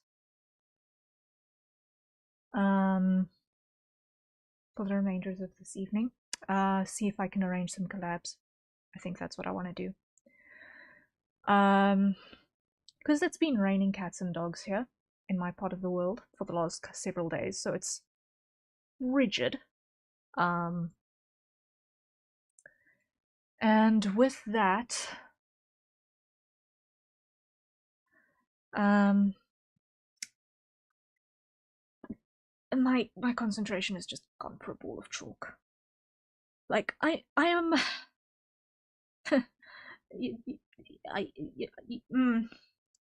I'm tempted to say I am part reptile, because it's just like you put me in cold weather and all I want to do is sleep, and it's annoying, and very, very, very unproductive. So trying to stay warm is like my number one problem at the moment. And trying to stay warm while also being at my desk and productive is especially tricksy. So, fun times. But yes, we did make some good progress today, so I'm happy. And I want to start doing some slightly more social stuff with some level of urgency. Repetitum. I have a heating pad for my chair. That sounds lovely. My problem is that my areas of concern are my fingers and toes. Like, my extremities are the issue that are currently the biggest thing, because I have this ultra plush, oversized hoodie blanket type thing that I'm currently sitting in. And it's keeping my core temperature rather cozy. It's keeping my core temperature rather cozy. But if your hands are frozen, the issue with that is that your dexterity goes for a ball of chalk. And that, when you're trying to do art, is very, very annoying.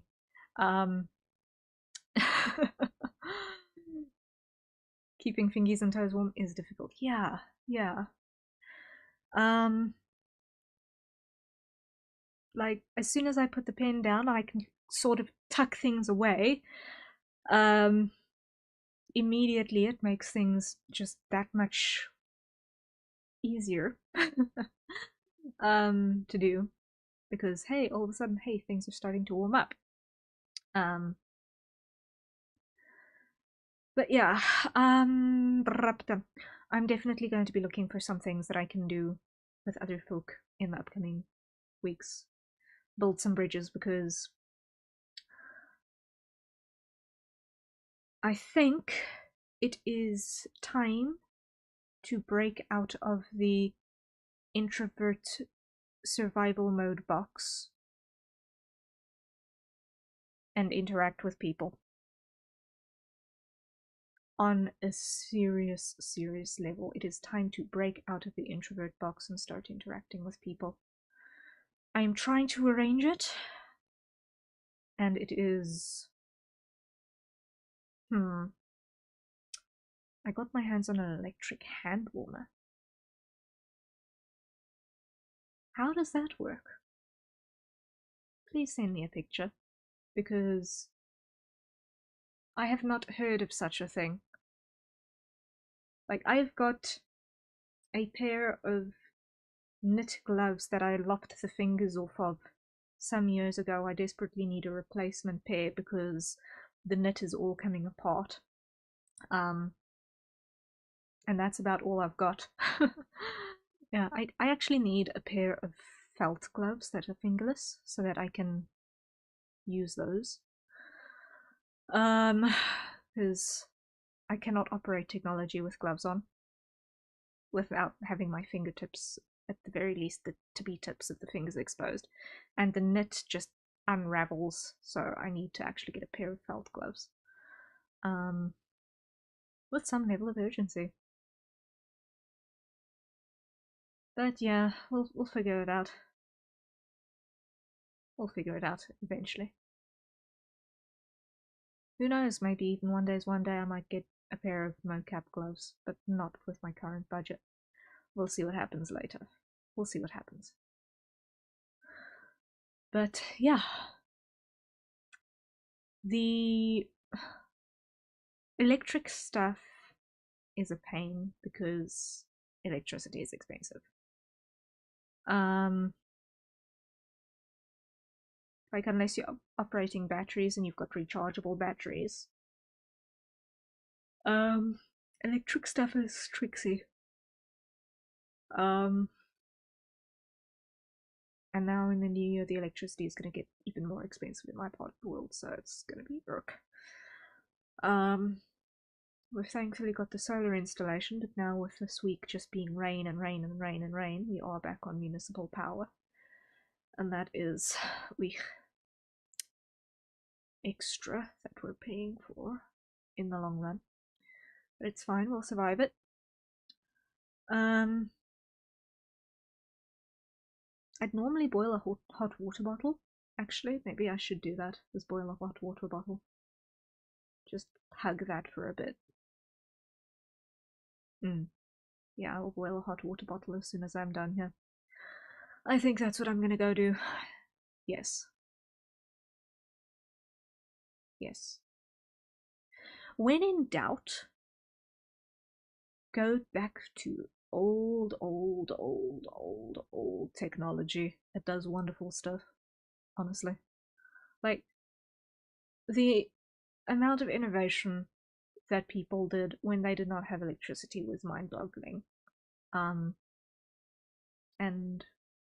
I fear that a lot of that mechanical, physical, practical knowledge gets lost as we get more and more used to electrical solutions to problems. Sometimes. Obviously, there are some things that the efficiency of the electrical stuff just makes sense. But, like, one wonders, okay, if something went horrendously wrong tomorrow on a national scale or a global scale, and half of the stuff that we know and care about stops working, what would you do? How would you live, you know? Would you be able to survive a week?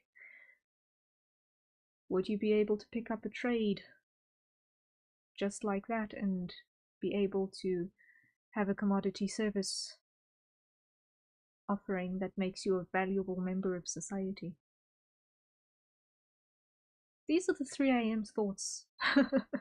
These are the 3 a.m. thoughts. But maybe 3 a.m. is not something we should be invoking right now. I don't know. But yeah, I think that was a productive stream. I think it was productive. One thing that I trying to figure out is I need to get a gap to either apply a lot of brain power to learning music, like in the hugest hurry, so that I can do it myself. Um, or I need to find someone who I vibe with who is a music person, who we can do some stuff. I don't know. Yes, I'd always by default love to collab with people, because I'm already a generalist of too many fields. I really need to start thinking about, okay, I can't do everything myself. But I just need to find the right person and somehow build rapport with them. Yeah, fun times, difficult challenges, but that is why I am starting to pull out of my shell a little bit and trying to connect with people now. It's one, I have been in survival mode for way too long. So there have been social aspects that have been seriously neglected. And two, I think it is high time and valuable to not be a hermit, you know? Because story time, I have been streaming on and off for about 12-ish years. Can you believe it? 12-ish years of streaming on and off. It's been mostly art streams. A lot of it was being on platforms that are now no longer in use by long and a ways. I think what I was originally using to stream was like a video conferencing type thing, so it was actually designed for video conferencing. But yeah, 12 years on and off. Yeah, it was all in the earlier part of it. It's all had to do with my availability. I couldn't stream every week. I couldn't keep a regular schedule, but I've been doing it forever. I've been doing art streams forever. So it's like, this is like the most natural thing for me, but it's also, I am now at the point where I need to actually have a network. But yeah, 12 years, 12 years. It's insane. So I started VTubing about 3 years ago with my previous life. And it went through some iterations, and I had some chaos that went with it. On a psychological level that I'm not going to get into. But yeah, 12 years I've been streaming, and I now want to not be a hermit about it, I think.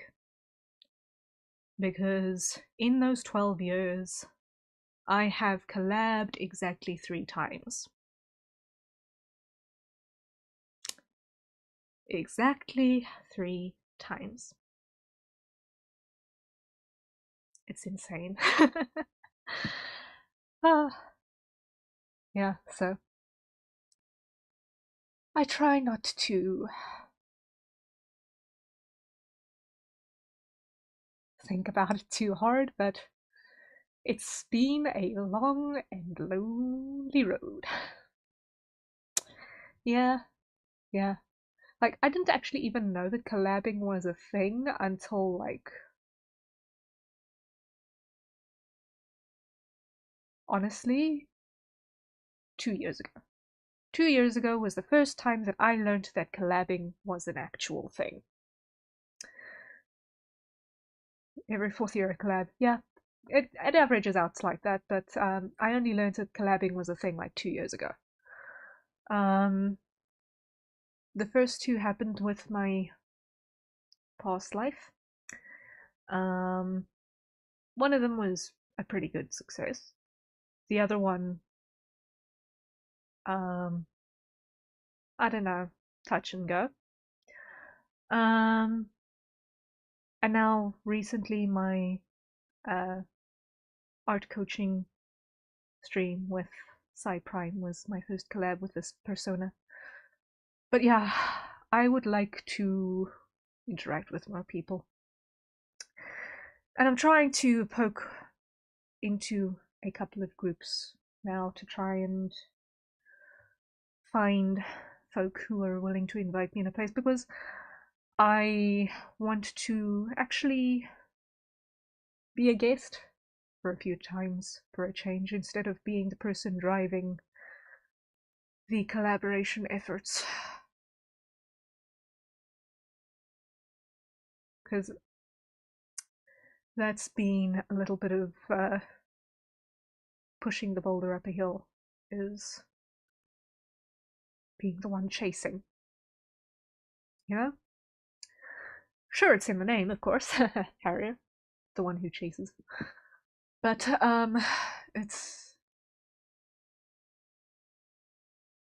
it would be nice to be asked. But to be asked, one needs to be interesting, and to be interesting, one needs to do stuff. So, for now, I am going to need to be the one doing the asking for a bit longer. And hopefully things work out. We'll see. Scheduling is difficult. Scheduling is difficult. That's like one half of the nightmare, is that half of the people who I know and have good rapport with are in the American time zones, which means that they start streaming at 3 in the morning. Usually. That is their normal stream time, is my 3 in the morning on the weekdays. So I have been slowly inching the other half is what we would be doing. Yeah, something along those lines. Yeah. Like half of the people that I would want to collab with are either outside of our time zones or just more introverts. And we kind of just have this vibe of we just make stuff approximately in each other's space. And yeah, it's nice to have the open line, but is that necessarily entertaining to the viewer? Who knows? So yeah, I'm looking for some extroverts to adopt me at this point. And it's a little bit of an uphill battle. But we're hopefully gonna get there. Like, I, as an exercise earlier today, had a look at what all I have been busy with in the last 3 months. So, since the beginning of June, I had a look at what all I have achieved, and I needed to do that because the last while has been difficult. Like, the last while has been really difficult. I feel like I've gotten nowhere. But I looked at what I've achieved, and it's not bad. I've actually achieved a fair amount of stuff. So, firstly, we got the ref sheet. We got the ref sheet out and redid the reference sheet. The second thing I did in the last 3 months was I started the 1-layer paintings. The 1-layer paintings in the 2-hour time limit. And I've gotten decently good at that, and that is a level up. That is an achievement. I modeled myself in 3D almost twice now, because I've undone it and redone it and fixed it and changed it and updated it and tried to make it better. And I'm learning it from scratch. So all of that has happened. I learned how shape keys work in Blender. That is an achievement. That is an achievement as well. So I wrote my lore. I wrote my first voice pack script. I'm still recording that because I made a massive noob mistake, but now with the weather it's just been too loud to record again, so I'm waiting on a gap in that. I started a fitness routine. I have improved my graphics assets with a new schedule and with new banners. I have redone my audio setup like 4 times, trying to get it a little bit better each and every time. I have been working on my vocal control more so that it can sound more like how I want to sound on a stream. We had that first collab. I got better at writing with my non-dominant hand. That's also an achievement. That's also something I've worked on. I've been practicing reading my hiragana, and I've been getting better at that. Now, in the last week and a half, we met our first follower milestone of 100 followers, and that is a big deal. and all of that happened in 3 months. All of that happened in the last 3 months, and that's not counting however many commissions have happened in the last 3 months. I think it's somewhere in the run of 15 or 16 big commissions in 3 months. So that is a lot that I've done, and I need to remind myself of that because it feels like I've gotten nothing done. In the sense of getting assets with which I can do community engagements and so on and so forth. Like with the PNGs, I'm just using them straight out of my reference sheet. I have not got anything that I can adjust expressions with, so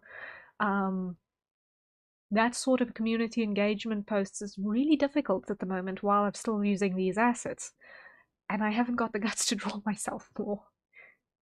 Like, I have not got the guts to try and draw myself more at this point in time.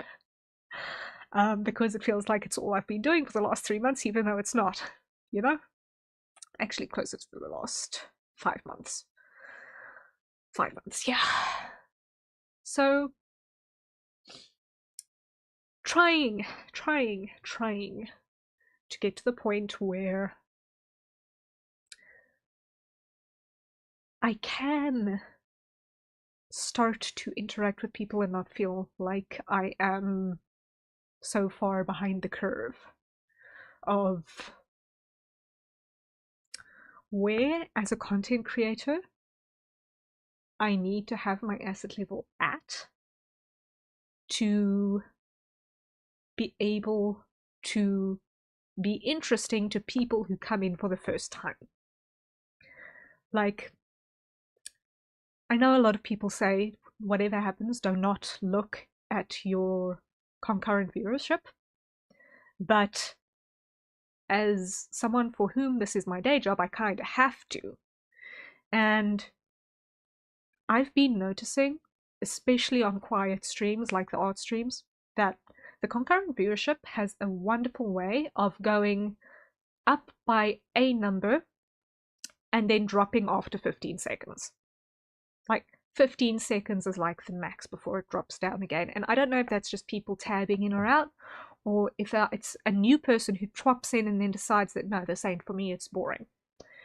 And if it's the latter, that means that I've got a problem. I've got to improve and make sure that I can actually retain the new people. And that goes not only for the on-stream stuff, but what you see in my social media feeds as well, because once again, this is my day job. If I can't attract people, I am going to go broke, and that is not something I can afford because I've got 2 parents who are of an age where finding work is difficult, and of an economic situation where finding work is difficult, and between my brother and I, we have to support our whole family of 4. And I need to make this work. So I have a lot riding on this, and I've got no choice in that matter. So we've got goals. Speaking of goals, Linksys, thank you. You got this, dude. I subscribe to you. Slowly but surely you'll hit that goal. I appreciate it. I appreciate it a lot. speaking of goals, I made a post earlier today, just before stream, which was a very, very, very impulsive decision, but I think it was a pretty good one because it's in the direction where I want to reach and get to. Is that I am going to, if we can get to 1,000 followers on X, on Twitter. Chaos Cat just made his way back into the room. He pushed the door open. Lovely. If we can get up to 1,000 followers on X, I'm going to be doing a giveaway for a male live 2D model. Rigged. We're going to do it all here. I'm still deciding if it's going to include character design or not, but we are going to be doing the entire art and rig and everything on stream, and it's going to be a giveaway. And I specifically want to do something for the guys, because I know that there is a lot of strain on getting artists who are willing to draw the male. The male clientele have, like, I keep seeing running commentaries of guys who say, oh, I saw this artist who's got a cute art style, but they don't draw guys, you know? And it's like, can I draw you instead, please? Like, hello, I exist, please. Can I draw you, sir? Sir, please. Because that is that is where my passion in drawing people lies. I like to draw the guys. Like, you guys do not understand. I really, really enjoy drawing guys a lot more than I enjoy drawing the ladies. And I would like to be able to serve the male section of the community in that way, if you will have me, please. So that is where I want to go to in terms of pushing my commissions towards a more male-focused audience in that regard. Like, seriously, I think VTubing is about the only context in which I can say I want to be the sort of person who a bunch of guys can call me mom. I'm not gonna say it the sussy way, because that ain't me, but like, that is the only context in which that is going to be applicable, is if I'm someone's VTuber mom. And if I'm the VTuber mom for a bunch of guys, you know what? Goals, check mark, happiness is, you know? It sounds exciting. Yeah, I'm also hyped for the idea. I'm still trying to do that comic I'm making. You're not the only one who draws. Trying to do it before Halloween hits. Ah, best of luck. Best of luck. Yeah, it's just a lot of it's a lot of frustration at the moment on my end, and I'm trying to not let it drown me. And it's just Can I play some video games, Mom? You can. Please just don't leave my stream and say, hey, listen, I'm going to go play video games. Because that is just another smack in the face demotivator. I made a post about that a couple of days ago too. Because that had happened a couple of times, and it's like, oof, okay, I already knew that it was boring, but now you're making it obvious that it's even more boring. Please. Like, I think that in this context it was just a joke what you were saying there, but like, yeah, it's just one of those frustrations that sits on chat when you've got the last person who spoke said, hey, I'm gonna go do something else because you're not interesting. Like, that is one of the biggest demotivators. Like, you have no idea. Okay, maybe you do, because people are rude that way.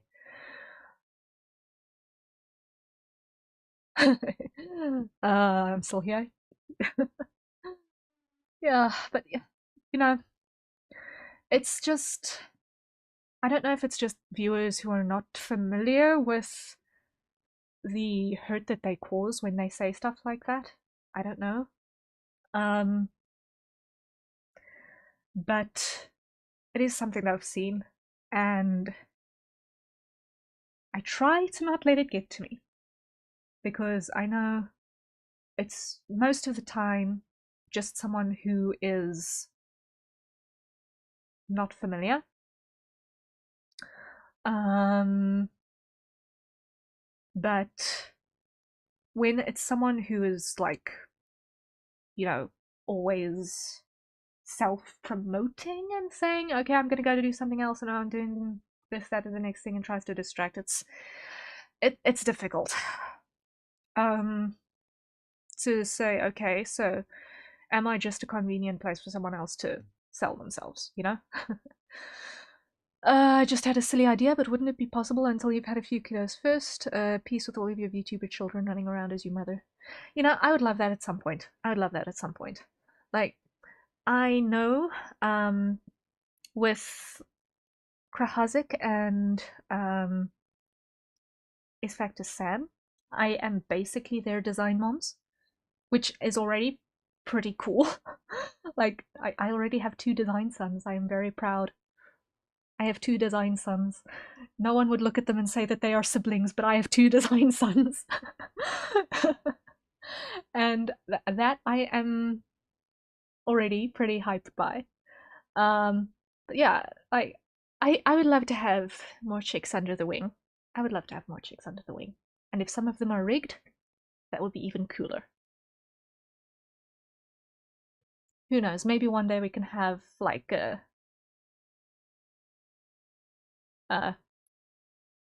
Harrier and hatchlings among us, or Fall Guys, or whatever. Isn't that all VTuber design moms and dads? Yeah. Yeah, I'd like that actually.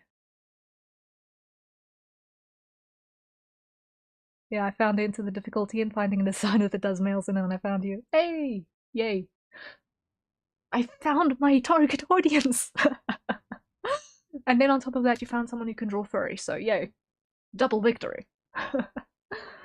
I love Fall Guys. Yeah. I think I've played Fall Guys twice? Twice? Yeah. I've played Fall Guys twice, but I think it's maybe not a bad idea to play a game and do something community-based.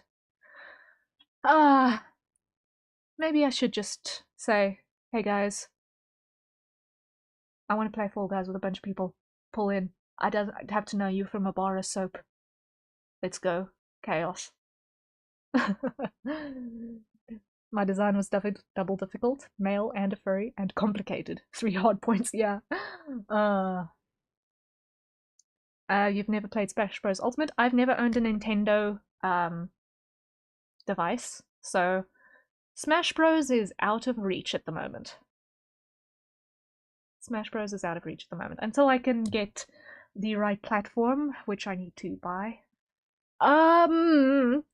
In my economy and my part of the world, it's a little bit expensive. It costs about as much as what my mom earns every month to get the platform. So, no, not in a hurry. But yeah, one day, we'll get there. Baby steps. I'm glad I found you too. It's hard to find many artists with comms that'll do men. So happy to have found you and happy to work with you more in the future. Oh, thank you for the vote of confidence. Thank you for the vote of confidence. Just about everything I have is on Steam. Yeah, same.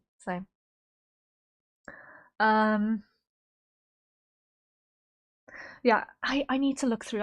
I've got so much stuff on my Steam wishlist that's mostly just collabable stuff. I've got one person in the wings for a collab on Sky. So that is in the wings. We've still got to discuss a date for that.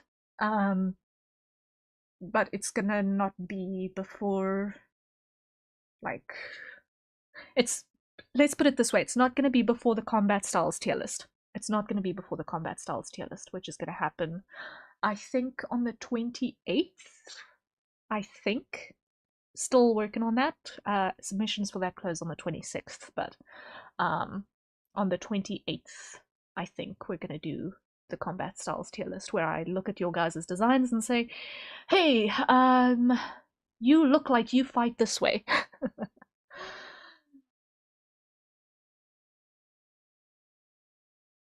I want to help do whatever it is you have in mind. If it's a drawing and animation, yay!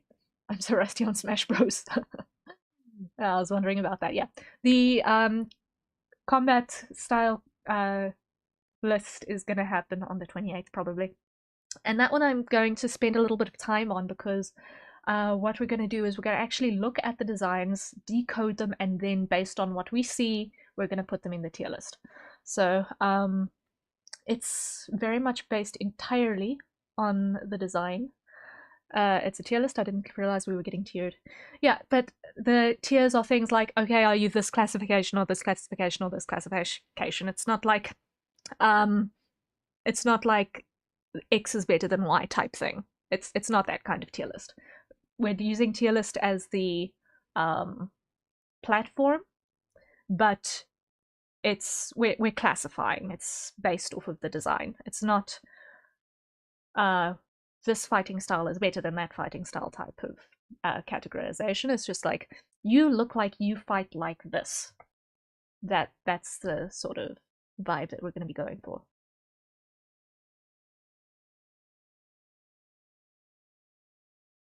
Yeah, we do not do that. We do not do your design is trash.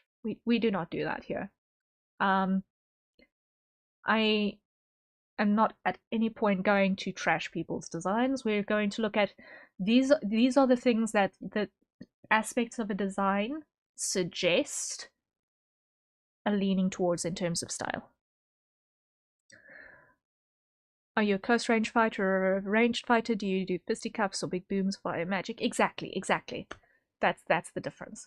Like, are you going to be close range? Yeah.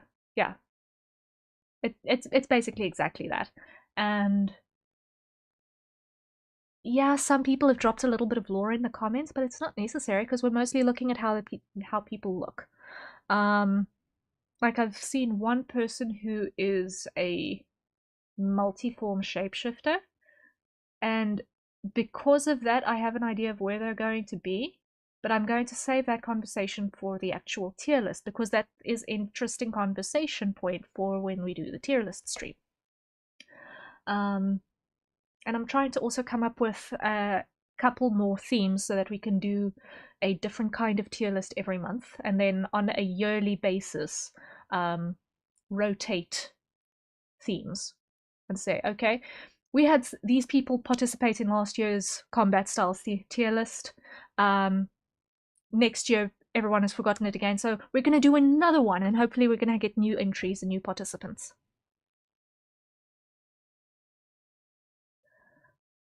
I like drawing with characters. You get to decide what they can do and just go crazy with your imagination. Yeah, I mean, that's half of the fun with working with characters. I need to get Zania's main weapon design done proper. Right now I have a digital Lego model of it. Ooh, fun. My lore is too much for next week, yeah. I did get it written down and published though. Ooh, wow. Published? That's impressive. Yeah. Like, my lore is currently in a secret document.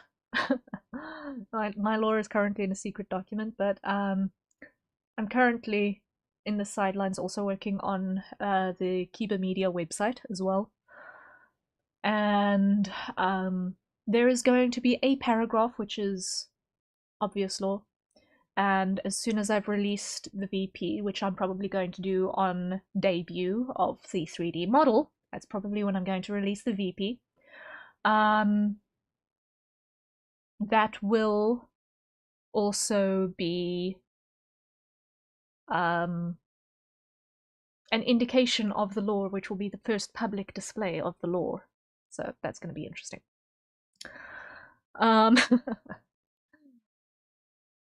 Yeah, I still have 2 other poems that I need to get designed. Ooh, fun.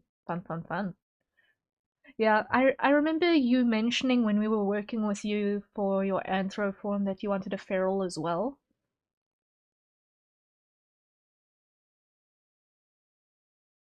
But yeah, that's why I thought very hard about, okay, how are these physical features going to translate to a feral form too? Might be cool to have a webcomic done for my lore, but would need to link up with a writer for something like that. Yeah. You see, as soon as you start doing adaptations that go beyond a synopsis, you need to have a completely different storytelling style. You need to decide, okay, am I doing this as an open-ended short story? Am I doing this as an episodic thing? What's the deal? My natural form is a full-fledged dragon. Yeah. Nice. Full feral mode.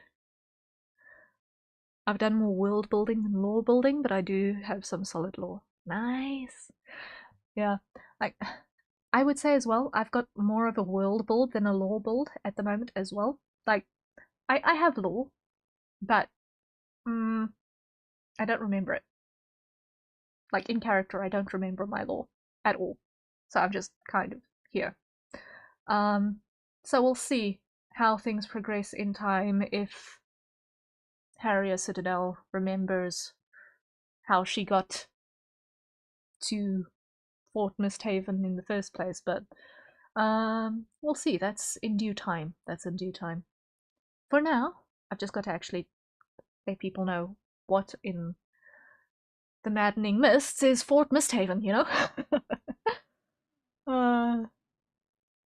As a dragon who has visited multiple worlds and is several thousand years old, I would need to decide what time period to cover for a comic and periods and yeah, that's the thing when you're deciding on these things. It's like, okay, when am I starting the story?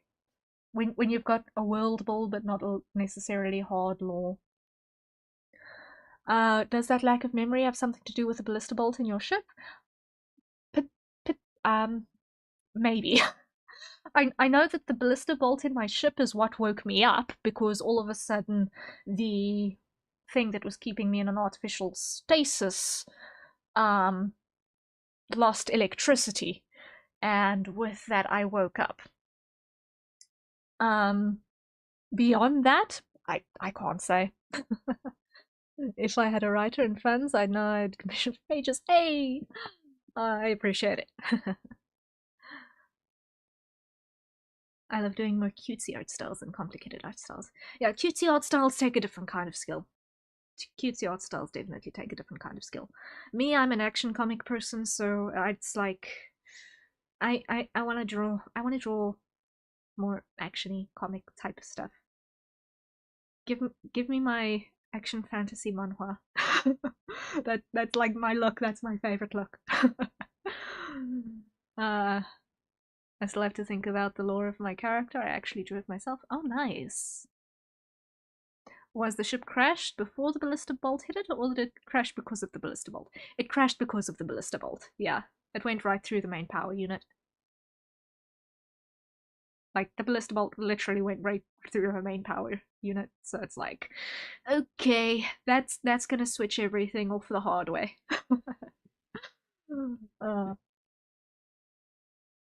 Good shot. Yeah, it was a very good shot. Like, I'm kind of lucky that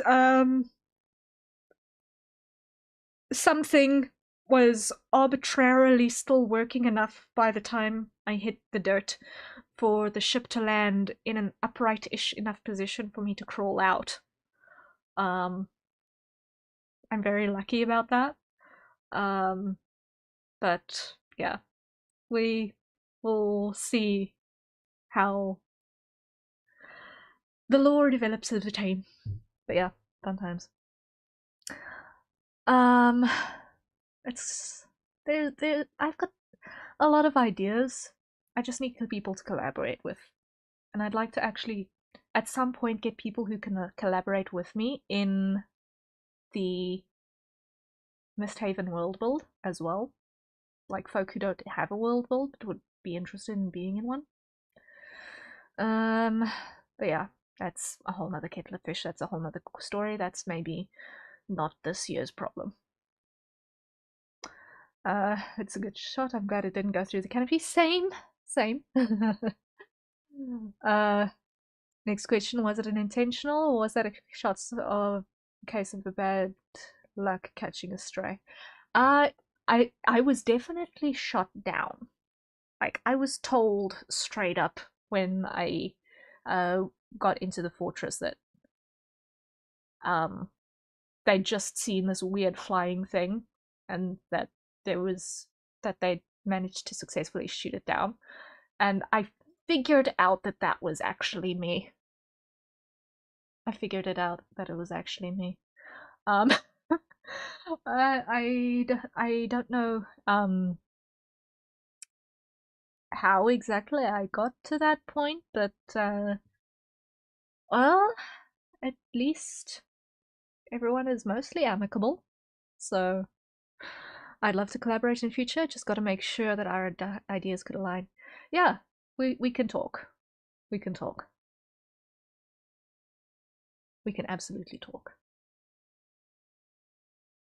Considering the angle of the bolt, that's an impressive shot. Yeah. I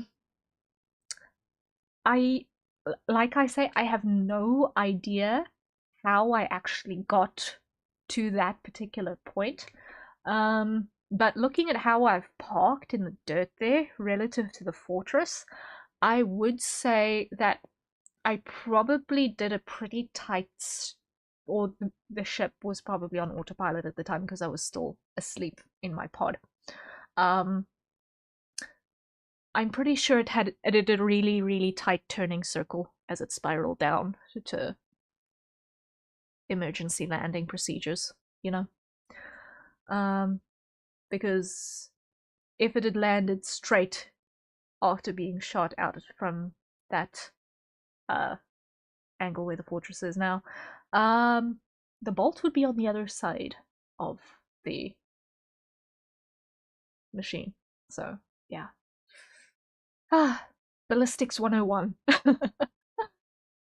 uh, Probably backup power, ring minimum systems triggering emergency landing protocol. That's probably.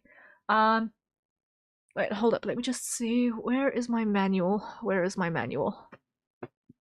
Yeah.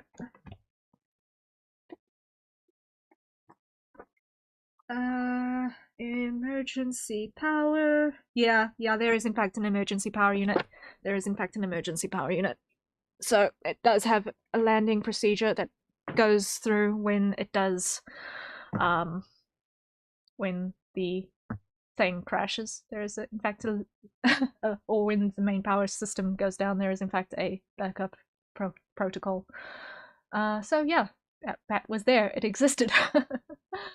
I'm lucky that the user manual for the ship and for my wings were in the ship with me when I landed. I am very lucky that those user manuals were there, because otherwise I would be so lost in terms of how to use those. I would be so lost in terms of how to use those. uh,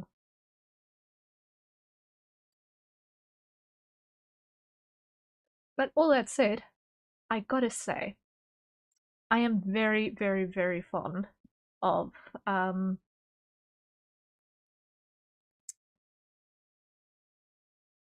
I'm very, very, very fond of the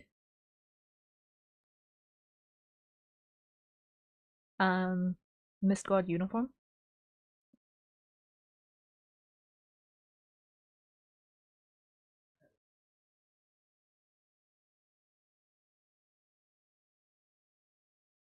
It's it strikes me as kind of nice. Like, come on, that's not a bad uniform. It looks slick.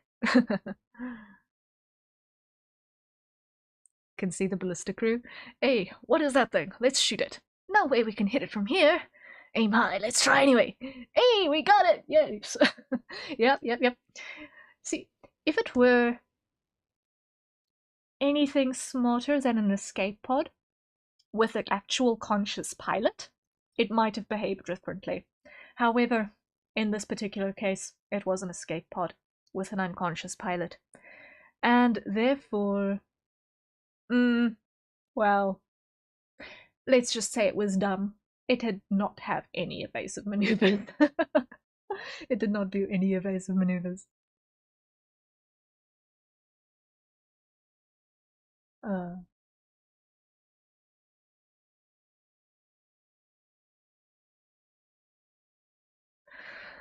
but yeah, madness, madness, madness.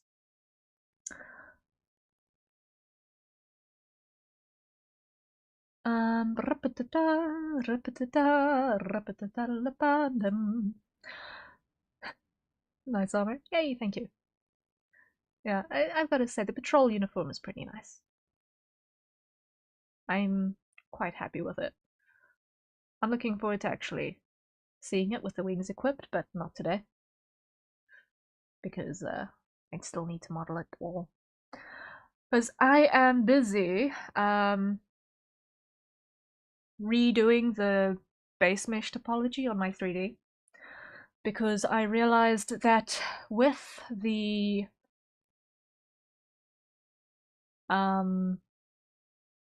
subdivision surface modifiers that I had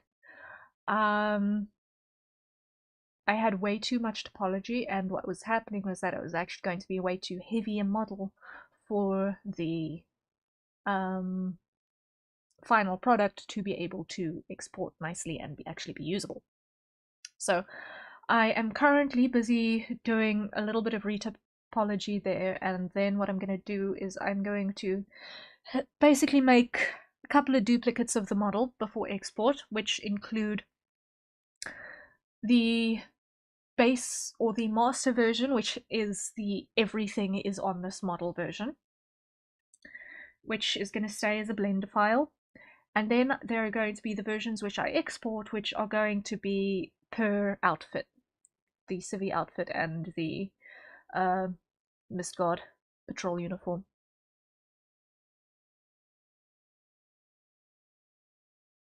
Yeah. And what I'm going to do is that I'm going to make all of the outfits work, and then when I've got shape keys and everything functional and operational and the rig works and everything moves like how I want it to move and all of that nonsense, then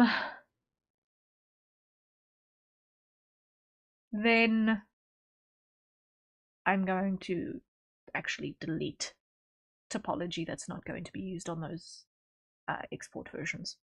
So that's going to be the process.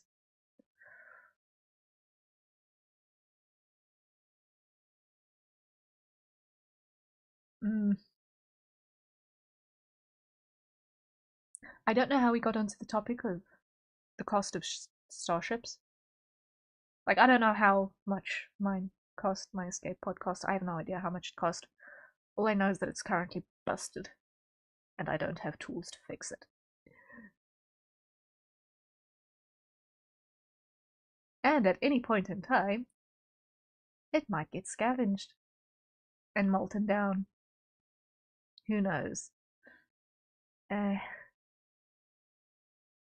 Anyway, so yeah, lots of stuff in the pipeline, lots to do, lots that we're working on.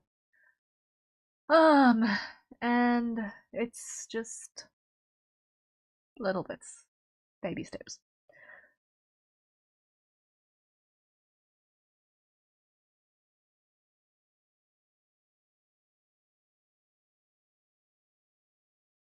I might see the skate pod going for a few thousand. And then you're stranded. Fun. Yeah, well, I'm kind of already stranded because I don't have the tools to fix the stuff that the ballista went through. Because it's all very well and good that I've got the user manual, but if you haven't got the tools that can get the really fine electronic stuff sorted, it's kind of tricksy to fix. Also, I'm not an electrician. I may be an alien, but I'm not in everything. I'm not good at everything. Fix more like rebuild and replace. Yeah, yeah. No, I'm just, you know what? I'm here. There was a little note inside the ship with me that said, "Don't think too hard. enjoy life, live it to the fullest. So, you know what? I'm going to not think too hard and enjoy life and live it to the fullest. Yeah, for that you would need the maintenance manual. Yeah, the maintenance manual is in there. And that was kind of what I pulled out earlier, was the maintenance manual. Because there's the user manual and there's the maintenance manual. The user manual tells you what buttons do what. The maintenance manual tells you how to fix the things attached to the buttons. Luckily both were in the pod with me, as well as the maintenance and user manuals for my surface maneuverability gear. So, yeah.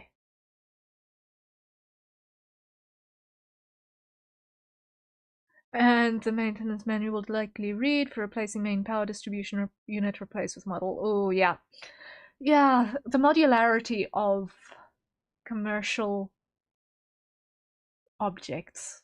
Man, I understand from a manufacturer's side that modularity is great on a maintenance side of things, but it does not help when you're stranded on the opposite end of the galaxy. Usually does not specify how to build said component. No, they do not. Like, come on, guys. Can I fix it with a crowbar and a hammer? If the answer is no, help. A little bit of wire.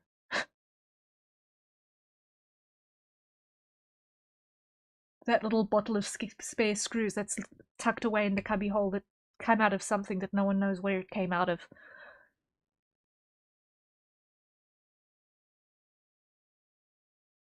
They just rattled loose someday and no one could find where. Oh, I can write a book on maintenance and modularity. Oh my word. Let's not write that book, it's going to be a horror novel.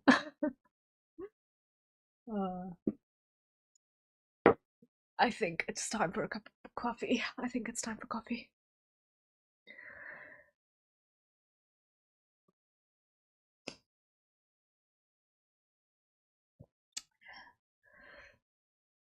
Have you tried turning it off and on again? If that didn't work, did you hit it on? First, you just need to build an intergalactic long-range radio array and a computer system, and then you can order replacement parts for delivery. Easy. Yes. Yeah, you know, I think I would have an easier time walking into one of the interreality rips in the fabric of space-time that exists in the mist, that coalesce in and out of existence, and I would probably have better luck getting replacement parts wandering in and out of those portals. Not that I know that I'd ever be able to get back if I did that. Yeah, let's not think about that too hard. That's bad idea, bad idea, bad idea. Yeah, no. Because who knows where you're gonna land up? I certainly don't.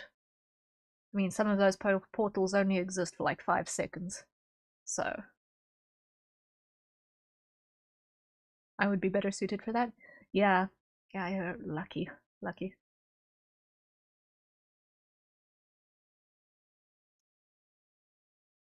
Krahazik, into reality delivery man. I'm sorry, but maybe not.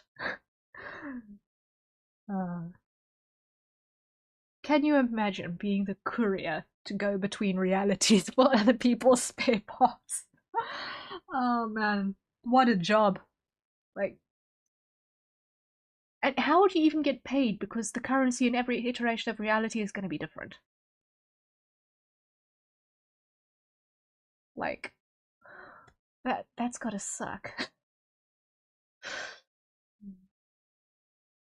Fall into portal and an hour later shows up in the dining hall for dinner. Guess where I just spent the last hour? Yes. Oh, lucky. You and your freedom of interdimensional movement. You know what?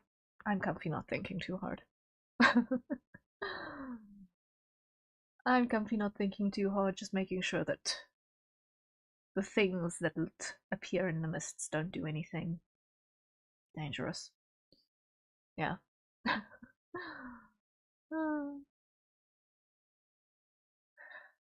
But guys, I think I'm going to need to get back to work soon. Not on the animation, but on other things. Time to go break reality again. On my way to Destroyed for the 20th time. Oh man, not again. I understand the bowl of petunias now. I understand the bowl of petunias now. What's his name? Um, um, um, um.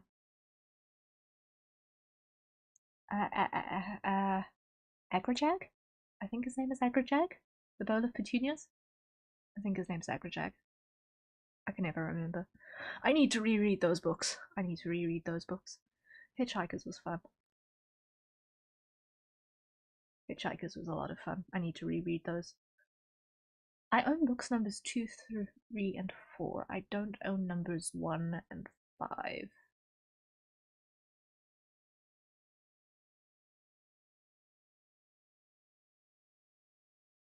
Yeah, I need to reread those. Just destroyed another 4 dimensions yesterday. I just got back from it. But there are only 10.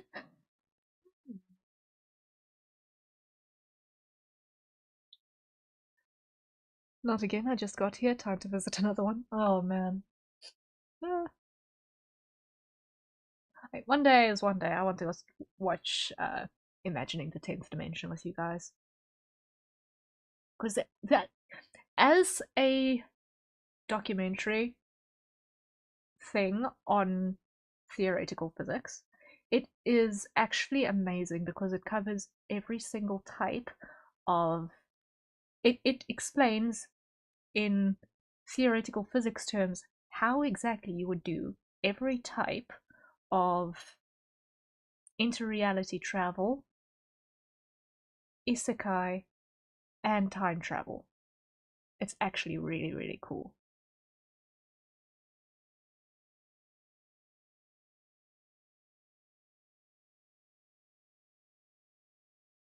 Movie nights? Yeah, I think it's about time that we do a movie night over on the Discord. I think it's about time. I am like Imagining the 10th Dimension. There are 2 versions. I think one is 20 minutes, the other one is like 11.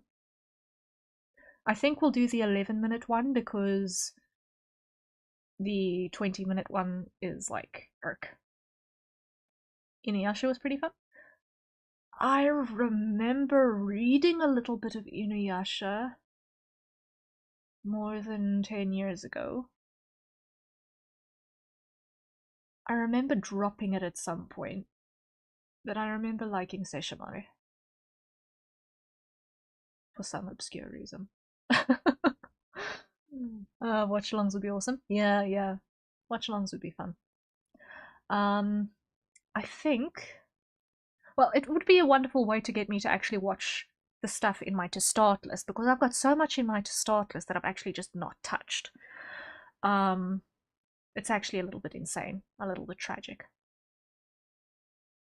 Like, my to start list is literally my entire Crunchyroll library. I think I've finished 1, 2, 3, 4 things, 5 things in my entire Crunchyroll library of things that I've got saved. Maybe 6 if I'm remembering correctly. I can't remember everything that's in there right now. Um, yeah. Like my to start list is oof. My to start list is oof. Like I've finished, not on Crunchyroll. Wolf's Rain. If you can find that online, kudos to you, because I could not find it for the longest time. I finished. That was actually one of my first. Was Wolf's Rain. Then I finished Black Cat. No, I finished where the manga ended on Black Cat. I didn't finish the anime. I think Black Cat, I've still got the last arc of the anime that I haven't watched yet because they added an extra thing that wasn't in the manga. Freyren I watched recently with an IRL friend. Solo Leveling I watched recently with an IRL friend. I watched Apothecary Diaries and finished what is available of that so far. And I think for some obscure reason I finished Cute High Earth Defense Club. I don't know why. I don't know why. That is so out of my usual bracket. But it was funny. So, you know what? Eh. It's not my usual cup of tea, but hey, I finished it. One of my first besides Sailor Moon was Iria Ziaran, the animation. Sailor Moon, I would like to watch the original Sailor Moon. I don't know where I can find it because the one on Crunchyroll is the new version. And I'd like to see the old one. Because based on what I've seen online, the new one has some differences from the old one. Like, I'd like to watch the old one and see if it's something that vibes with me. Because Sailor Moon, I've not actually engaged with Sailor Moon. The original was good. Okay, I'll keep my eye open for it, but I need to find a place where I can actually find it. Technically, my first anime was Transformers Armada, I think, but my first proper anime was Sword Art Online. Ah, yes, Sword Art Online. I started it, but I didn't finish it. I think life got in the way. I like Naruto and Dragon Ball. Also, started them, never got very far. Also, life happened. Crystal here follows the comics more closely. Crystal. Oh, we're still talking Sailor Moon Day. Okay, for a second I was just lost. The original has more fuller episodes, so it's a little longer to get through in certain arcs. Ooh, okay. But sometimes the filler adds stuff that expands on the character development a little bit, so I don't know if that's maybe worthwhile or not. We'll see. I have finished Dragon Ball, only got part way through Dragon Ball Z. Ah, okay. Yeah. Like, Dragon Ball is one of those that I know that I ought to watch and read, in the sense that it's like one of the fathers of my genre, which is the action fantasy genre. It's like one of those pillars of that genre. So it's one that I absolutely have to get into. I just haven't yet. The original Sailor Moon was made while the comic was being made, yeah, which explains the extra filler because making up for buffer time while new episodes were still being, or while new chapters were still being serialized. Makes sense. Understanding the production pipeline helps make sense of a lot of things. Like, it's always nice when adaptations are made after an IP is finished, because then you don't have that issue and you don't have the writing discrepancies that come with starting things too soon. An underrated anime, although mecha and isekai, is Knights and Magic. That's on my to start list. Really good, a good dub as well. I hope it gets another season soon. Hey, yes, yeah. Knights and Magic is actually on my to start list. Knights and Magic is on my to start list. Like, I don't know how it landed there, but it's like it is one of those that just looked like it's gonna be both interesting and also a little bit funny. Like, maybe the trailer was a little misleading, but I don't know. I don't know what to expect, but I looked forward to it. Because I like mecha. Like, for someone who's not actually engaged with a lot of mecha IPs, um, I like the concept of mecha. Sailor Moon and Dragon Ball were rocking it back when they came out. The Tsunami days, yeah, yeah. Dragon Ball Z kind of dropped the adventure aspect and just became a fighter romp. Yeah, yeah. Iskafloon. I do not know what that means. But yeah, like, I know that Gundam is a black hole to fall into in this day and age. If you started with Gundam back in the day, it's easier to keep up with it. From what I've been able to gather, one of the easier ones to get into as a starter is probably Iron-Blooded Orphans, but maybe that's just because of how new it is. But I remember that Seed is also another one that gets a lot of praise as being a good one to start with. A good mecha anime is Gurren Lagann.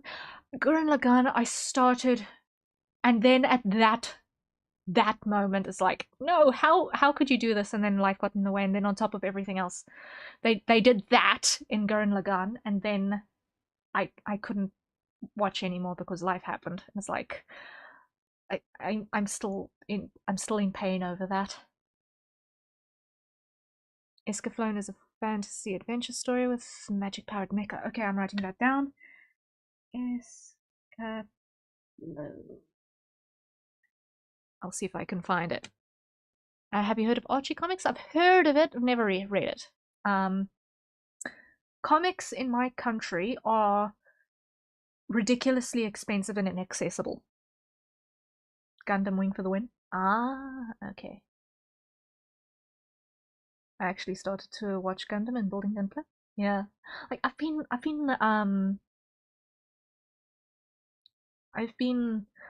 on the fringes with Gundam for a long, long time. I've been wanting to get into it. I've just not had the opportunity yet. And Iskaflown is a isekai. Oh, that's odd. I haven't heard good things about it. It, I'm assuming, is Gundam Wing, although it could just be the sequel, Seed Destiny. Oh, you're talking Seed. Mm. Mm, mm, mm. Uh,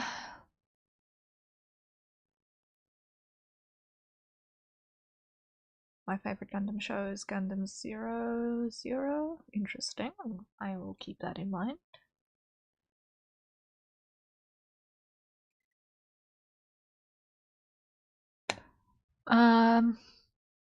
Archie Sonic. Fun fact: I was gonna make a Mario Archie comic, but Nintendo rejected it. Oh. Gundam 00 is pretty good. It's old. Hey, old does not mean bad. Old does not mean bad. It just means that one needs to approach it with understanding that you are watching something old, and the pacing is going to be different yet from what one is used to. It ain't 20 yet. Yeah, yeah. That's another thing to keep in mind, guys. 20 years ago was 2004. That was pretty flippin' modern in terms of the pace of storytelling.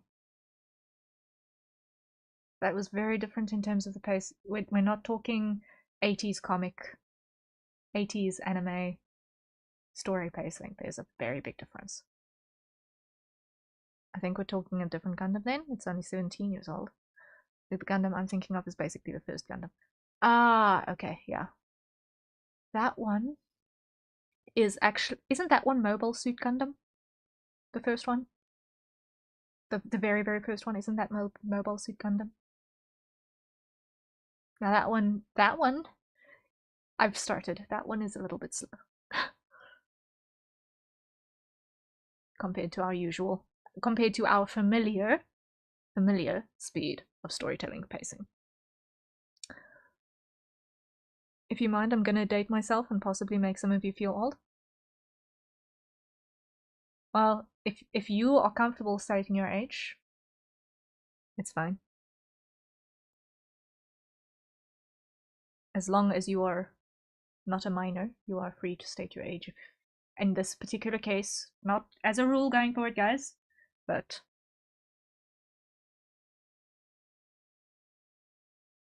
I was 120 years ago. Aww.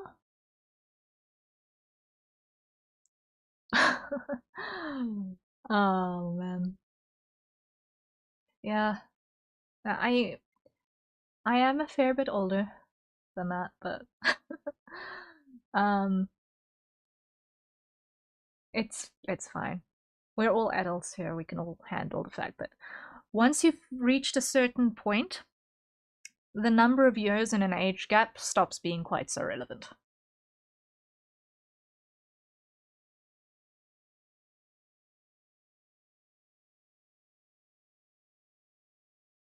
What I was thinking of was just plain Mobile Suit Gundam. Yeah. That was the one that I started first because I thought, hey, let me start chronologically. Oof. Double zeros after Seed Destiny. I see. Yeah. For the Gundam universe, it's kind of like you have to have a guide with you in terms of what is the actual order of chronology. Like the first 3 seasons of the Clone Wars animated series, you got to have a guide with you so that you know what happened in what order actually, because some things happen out of sequence.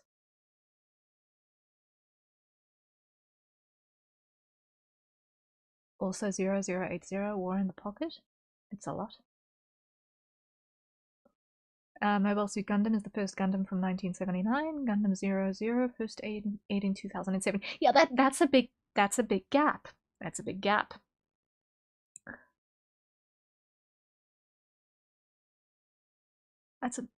gap.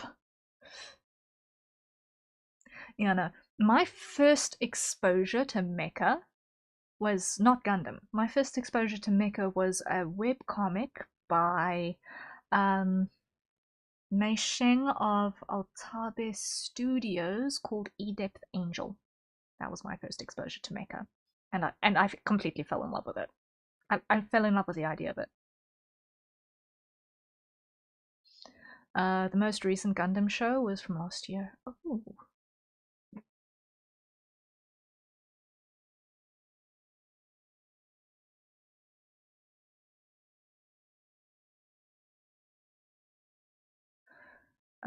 I liked the Gundam Hammer in the Mobile Suit Gundam. Like, I feel a little bit bad about not knowing the actual individual units because I actually just know about the existence of the Gundam universe, but I don't actually know any of the actual units. My first mecha was Voltron. Ooh, which Voltron? I think my first was Clan. Okay, no, Voltron. I only know the Gundams from Wing. I see.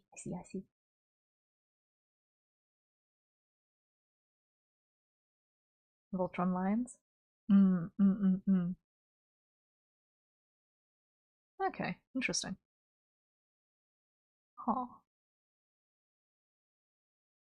The original Voltron Defender of the Universe. Yeah. Okay. Yeah. Yeah, no. That's another one that I want to follow up on as well. Because I enjoyed Legendary Defender up until the Shiro incident. But after that, it stopped being fun for me. It stopped being. The feel changed in a way that I wasn't sure was handled well. I think corporate got involved too hard there, but that's just me. I'm a little salty.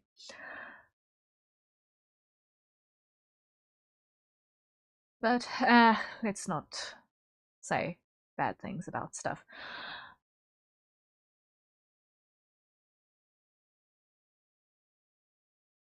I have the first 3 seasons of the original on DVD in commemorative tins. Oh wow, that's awesome. My first mecha was Voltron. I remember watching a tiny bit of the original Voltron, but I got more into it with the one with the kid pilots. Transformers, more of a super robot than a mecha. Yeah, yeah. With Transformers, it's more like mechanical life forms than true mecha. So it's like it's difficult to like visually. It's in the mecha genre. In the practicality, it's very much not.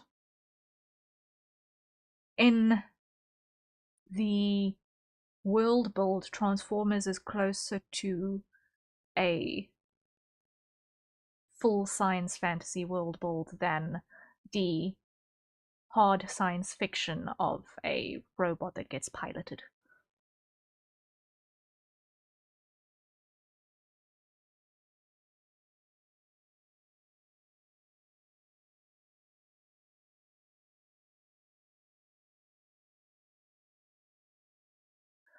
At least outside of Japan, they don't. Yeah, like visually, I can understand Transformers getting classified with mecha because it takes the same skill set to draw the stuff. But yeah, I would not classify Transformers in the world build sense. I would not transfer. I would not classify Transformers as a standard mecha world build. Yeah, it's kind of fun. You see, when world builds are done interestingly, they will take a trope and they will twist it into something new in a way that only that world build can handle.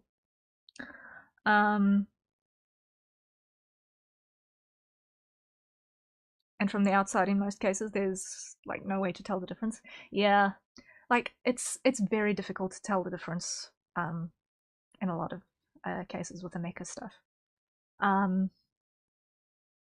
Like I know there is one or two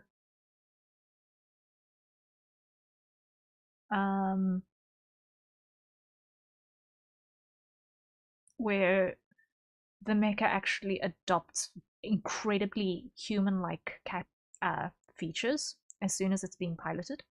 But like, I don't know. I don't know them very well. With most mecha, the cockpit or pilot seat is not readily visible from the outside. Like, it's interesting how that is the tendency with the anime side of things, is that pilot pod is not visible. Whereas as soon as you go to Western character design and Western technology design for that, the pilot is almost always visible in the exosuit. And Wing even introduced mobile suits that were indeed automated with no cockpits. Interesting. Wow. As I see it, there is a super robot and their real robot. Mecha typically inhibits the real robot side of robot media. Yeah, super robots would be like the intelligence side of things, but like a robot requires operation. It's not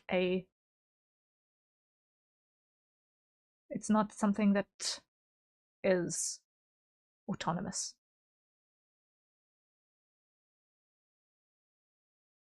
An exosuit is not a mecha, and you can't convince me otherwise. Yeah, it's like an exosuit is like an exosuit is to mecha as light sodas or diet sodas are to soft drinks. It's like it could be a soda, but it's not. it's like you're trying to be a soda, but you're failing. Also, most exosuits are not on the scale of typical mecha. This is also true. It's like they're trying to insinuate mecha without actually committing. How can we talk about mecha and not mention Neon Genesis Evangelion? Yes. That is a big one. That is also one on my to start list. I think I've watched 2 episodes of Neon Genesis Evangelion, and I want to get back into it. I want to get back into it because artistically it's just so pretty. I have no idea what actually happened in the plot, but it's just so pretty. I want to watch it again. I want to get back into it. It's like I see the Eva units and it's like I just want to look at those in action more, please. It's like I see the fan art, it's like, oh, that looks good.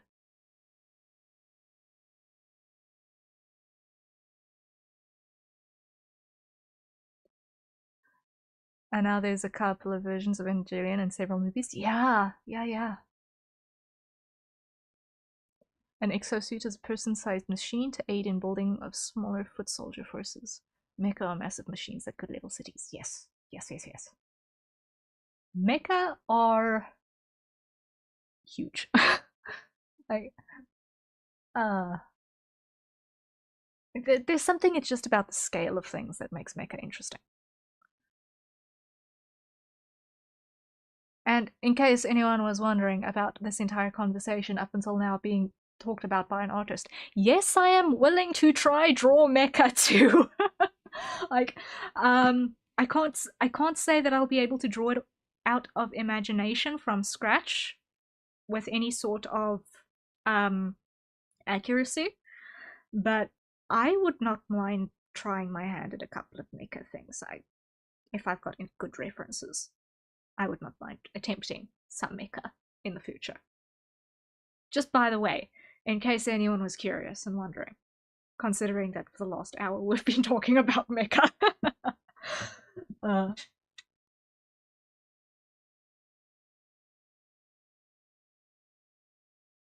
I have a few 1 to 100 scale Gundams that come with people figures. They are massive.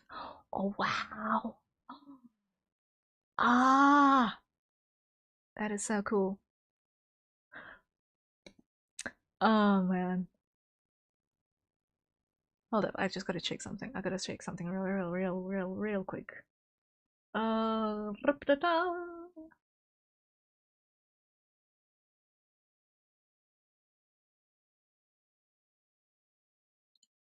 I'm just checking something.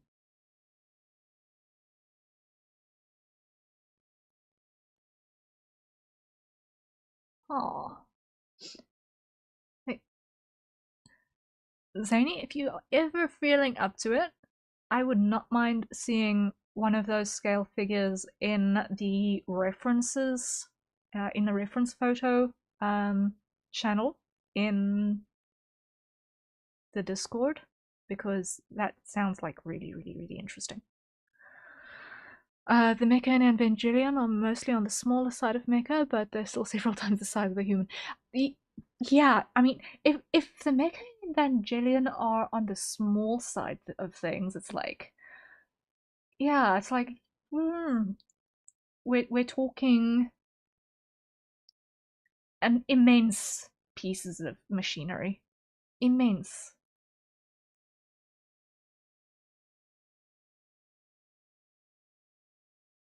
Gundams are big and yet still not the largest examples of mecha. Yeah, Gundams and Evas would be the average, I think. Gun X Sword is another nice mecha anime. Let me write that down too.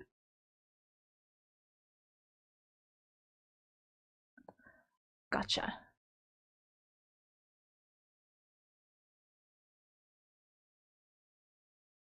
Small within knee is still about head height to most humans.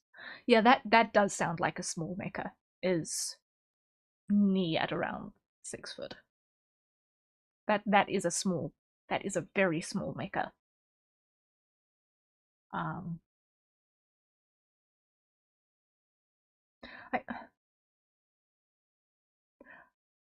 you guys know those channels that do the size comparisons between stuff?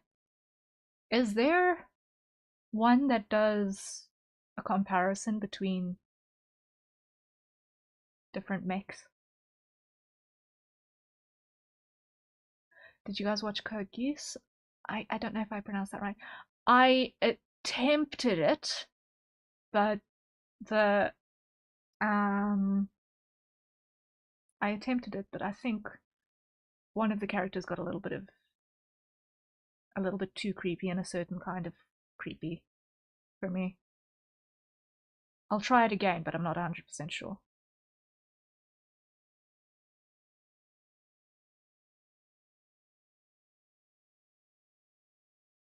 Because I gotta say, there are two kinds of creepy that I cannot deal with. In terms of character writing.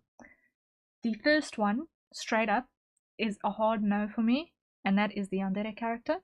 Do not give me any yanderes. I will instantly drop a piece of media if the yandere is too prominent.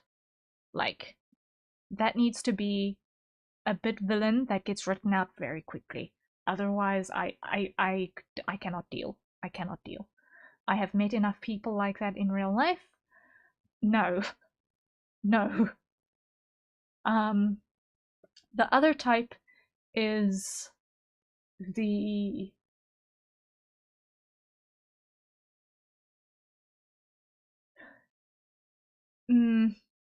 manipulative villain MC that is devoid of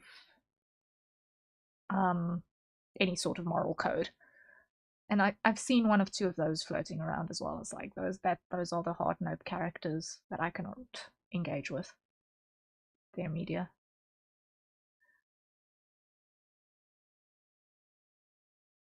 The largest mech I can think of might be the Super Defense Fortress from Robotech. But I love Yandere, I want to get kidnapped. No, no. No. I have met them in real life. I do not know. No. No. No. No. No. No. No. No. No. No. No. No. No. No. No. No. No. Hard no. I have found a mecha size chart. Oh yay! Please, please, please, please, please share that on the Discord. Please share that on the Discord. You can put it in the art sharing channel, please.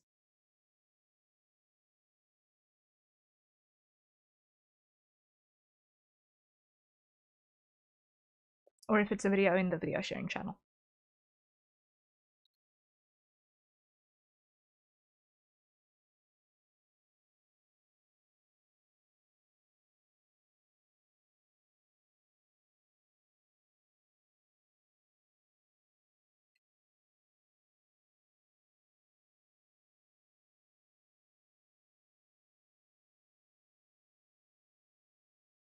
Let's have a look see.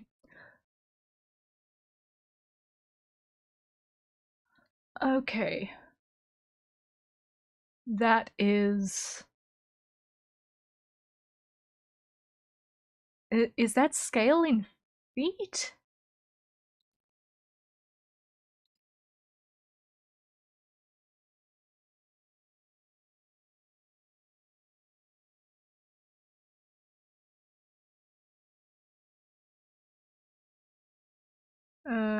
Eva sitting at 90 feet, Voltron sitting at 60 feet. Those are the two that I can recognize. What's this one? Ultraman? At 50.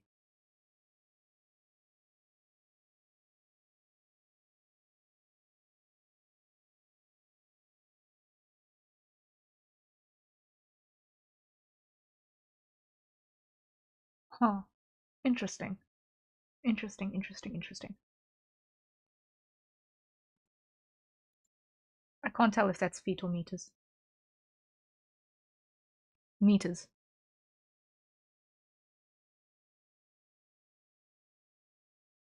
Okay, that makes more sense if it's in meters.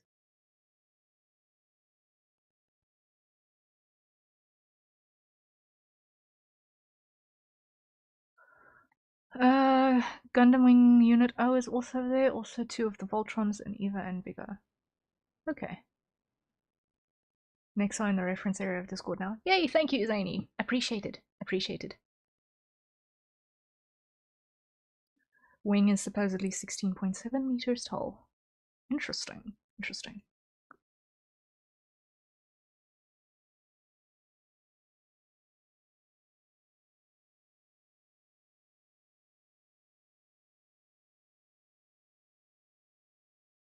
Mm-hmm.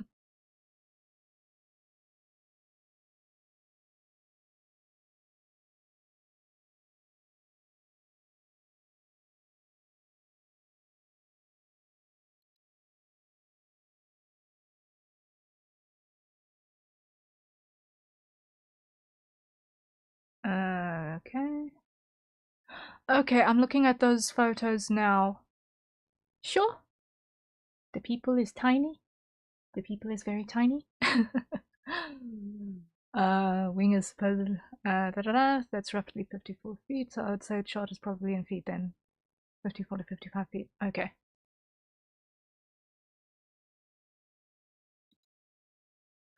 Let me just move this to the following window. There we go.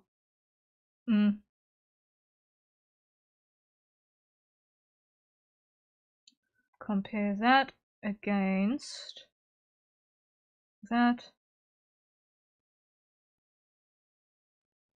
But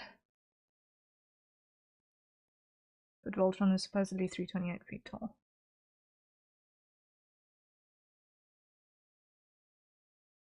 Well, considering that Voltron is supposed to be made out of 5 robots, each of which is already fairly large.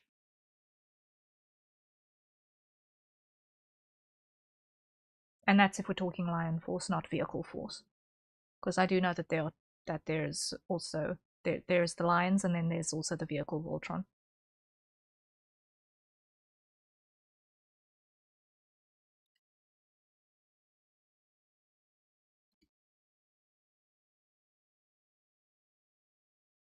So it does make a little bit of sense for Voltron to be quite big, relatively speaking.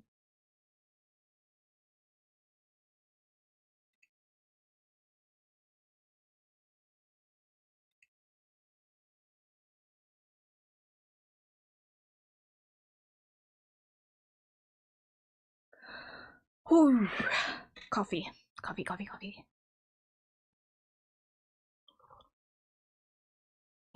But it does put that chart into question. Yeah, just a little bit. Because I think the thing with that sort of a chart is that if it doesn't list the unit of measure, it's already a little bit questionable. And the other thing that you need to consider is that not all of the wikis and information hubs actually, or not all of the fandoms actually disclose properly what the canon size of things actually is. They don't always disclose it.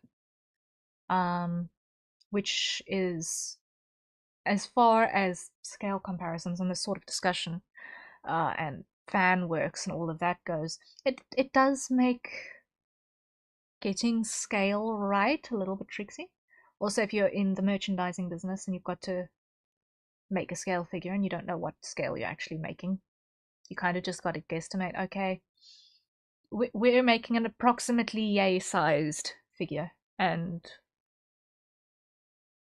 you can assume what you will about the scale that this thing is actually supposed to be at.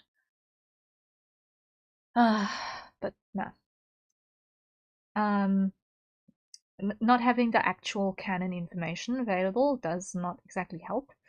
But it also depends. Did the person who actually developed the IP, did the team who developed the IP actually think about it? Did they? Or did they say, this thing is approximately so many stories tall? And then they don't tell you, okay, but are you talking about so many stories as in standard stories, or are you talking about 2-meter ceilings, 3-meter ceilings, 5-meter ceilings? What's the difference between floors? You know? How thick is the concrete slab in between each layer? These are the questions that no one answers, because those are all variations.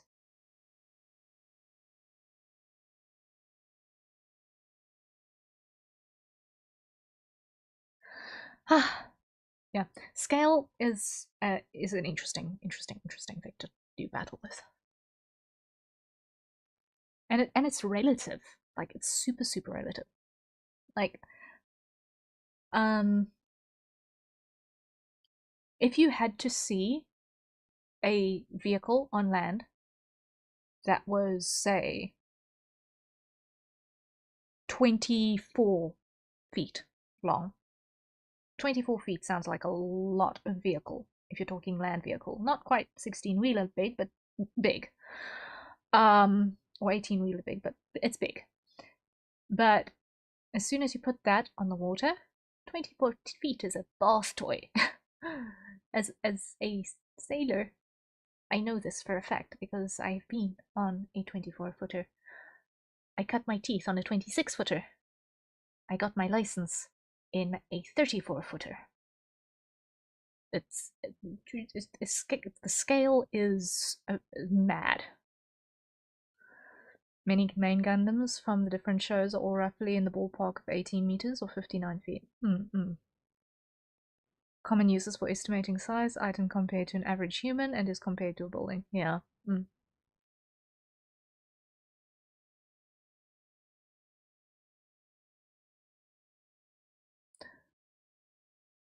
The RX-78-2 Gundam, the first one, is 18 meters tall. Oh. Could they not round it up to 20? Like, come on, guys. Could you not round it up to 20? Come on. 20 is such a nice number.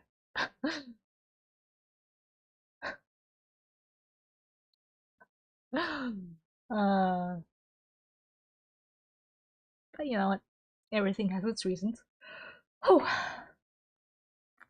And there the rain comes down again in it bucket loads. Found a video. Ooh, please post that in the video sharing channel. Please post that in the video sharing channel.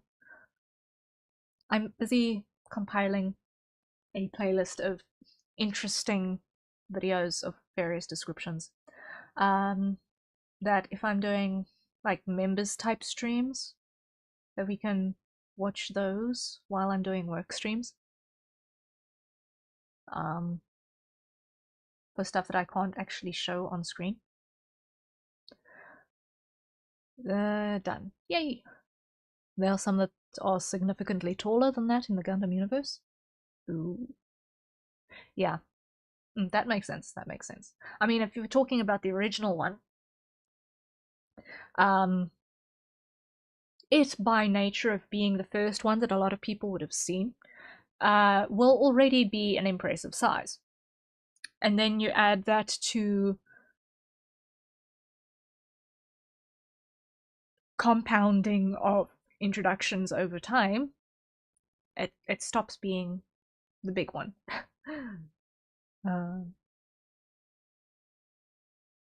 So yeah.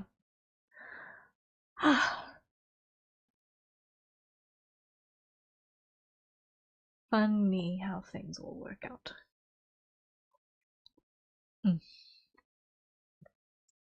So yeah, that ended up being an entire hour's conversation, an hour and a bit's conversation about mecha anime. Woo! The video is a 3D comparison with standing next to each other. Ah, yes, I was hoping it would be that type. Let's see. Let's see, video share. Is it in fact this guy? Yes, it is this guy.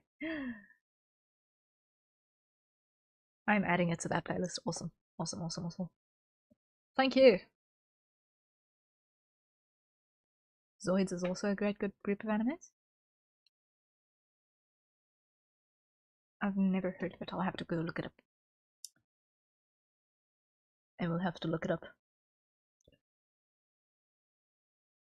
See, the one thing that I've noticed about getting recommendations from people is that one has to Google things. One has to Google things and see, am I getting an actual legit recommendation, or am I getting a recommendation to get me sussed out? Because I've had some people try that on me before. Eureka 7, another good mech anime. I heard about Eureka 7 so many years ago, and it's like, I almost almost watched it, but then something happened and I couldn't for whatever reason, and I've never found it again. So I need to actually go back to Eureka. Because I know it exists. I know it exists. But man, because you guys know those sorts of people who you say I'm looking for recommendations for stuff, and then they send you sussy stuff to try and pollute your content viewing. It's like, come on, why? Why do you do this to me? That's why I don't watch. What's the? I think that's the one reason why in the entire conversation until now, I'm grateful that I haven't heard the word darling in the Franks. It's because I know that one's got some really sussy aspects. It's like, I know the name because I know I want to avoid it. Like, I don't care if the story is good. There's some really sussy stuff in that one.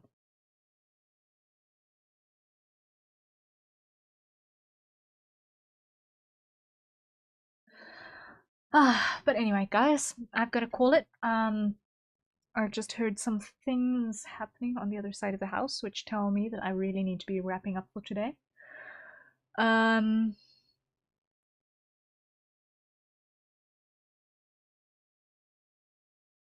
Yeah. So I need to seriously wrap up for today. Thank you guys for talking Mecha with me. It was fun. It was really fun. I learned some stuff. I've got more to poke into now, which I will definitely be doing. But yeah, we will arrange a watch along at some point. I don't know when. Maybe of a Sunday afternoon in the UTC time zones, we will do a watch along of a something. Maybe. Not this weekend because I've got crazy stuff happening in my world over the next couple of days. I've got family moving from halfway across the country to my town, so we're helping out with that madness, and naturally, it's gonna be wild. So, oof, it's gonna be wild. So, well, we'll see what happens when we get there. But yes, I appreciate it. Thank you all so much for being here. VOD Squad, sorry for the first hour and a half, but thank you for watching until now. Lurkers, thank you. I appreciate you. And it was a lot of fun chatting with you guys now. Sorry again for being a little bit fragile earlier on. I really try to not be fragile, but sometimes you just gotta let it out, you know? So, hopefully that'll come less and less frequently as I start actually getting good. We're working on it. We're working on it. And yes, gonna try and arrange some collabs. Gonna try and catch up on content so that we can actually, you know, talk about stuff and actually be on the same page, not just be hunting for more stuff to do on throw onto a to start list that I'll never actually get to. So we need to actually start some stuff. And yeah, we'll be planning a community day of some description as soon as there are more than 5 of us. So as soon as there are more than 5 of us, I'm going to start planning a community day of some description. So yeah, look forward to it. Until then, guys, rest well, stay safe, and until next time, cheery bye.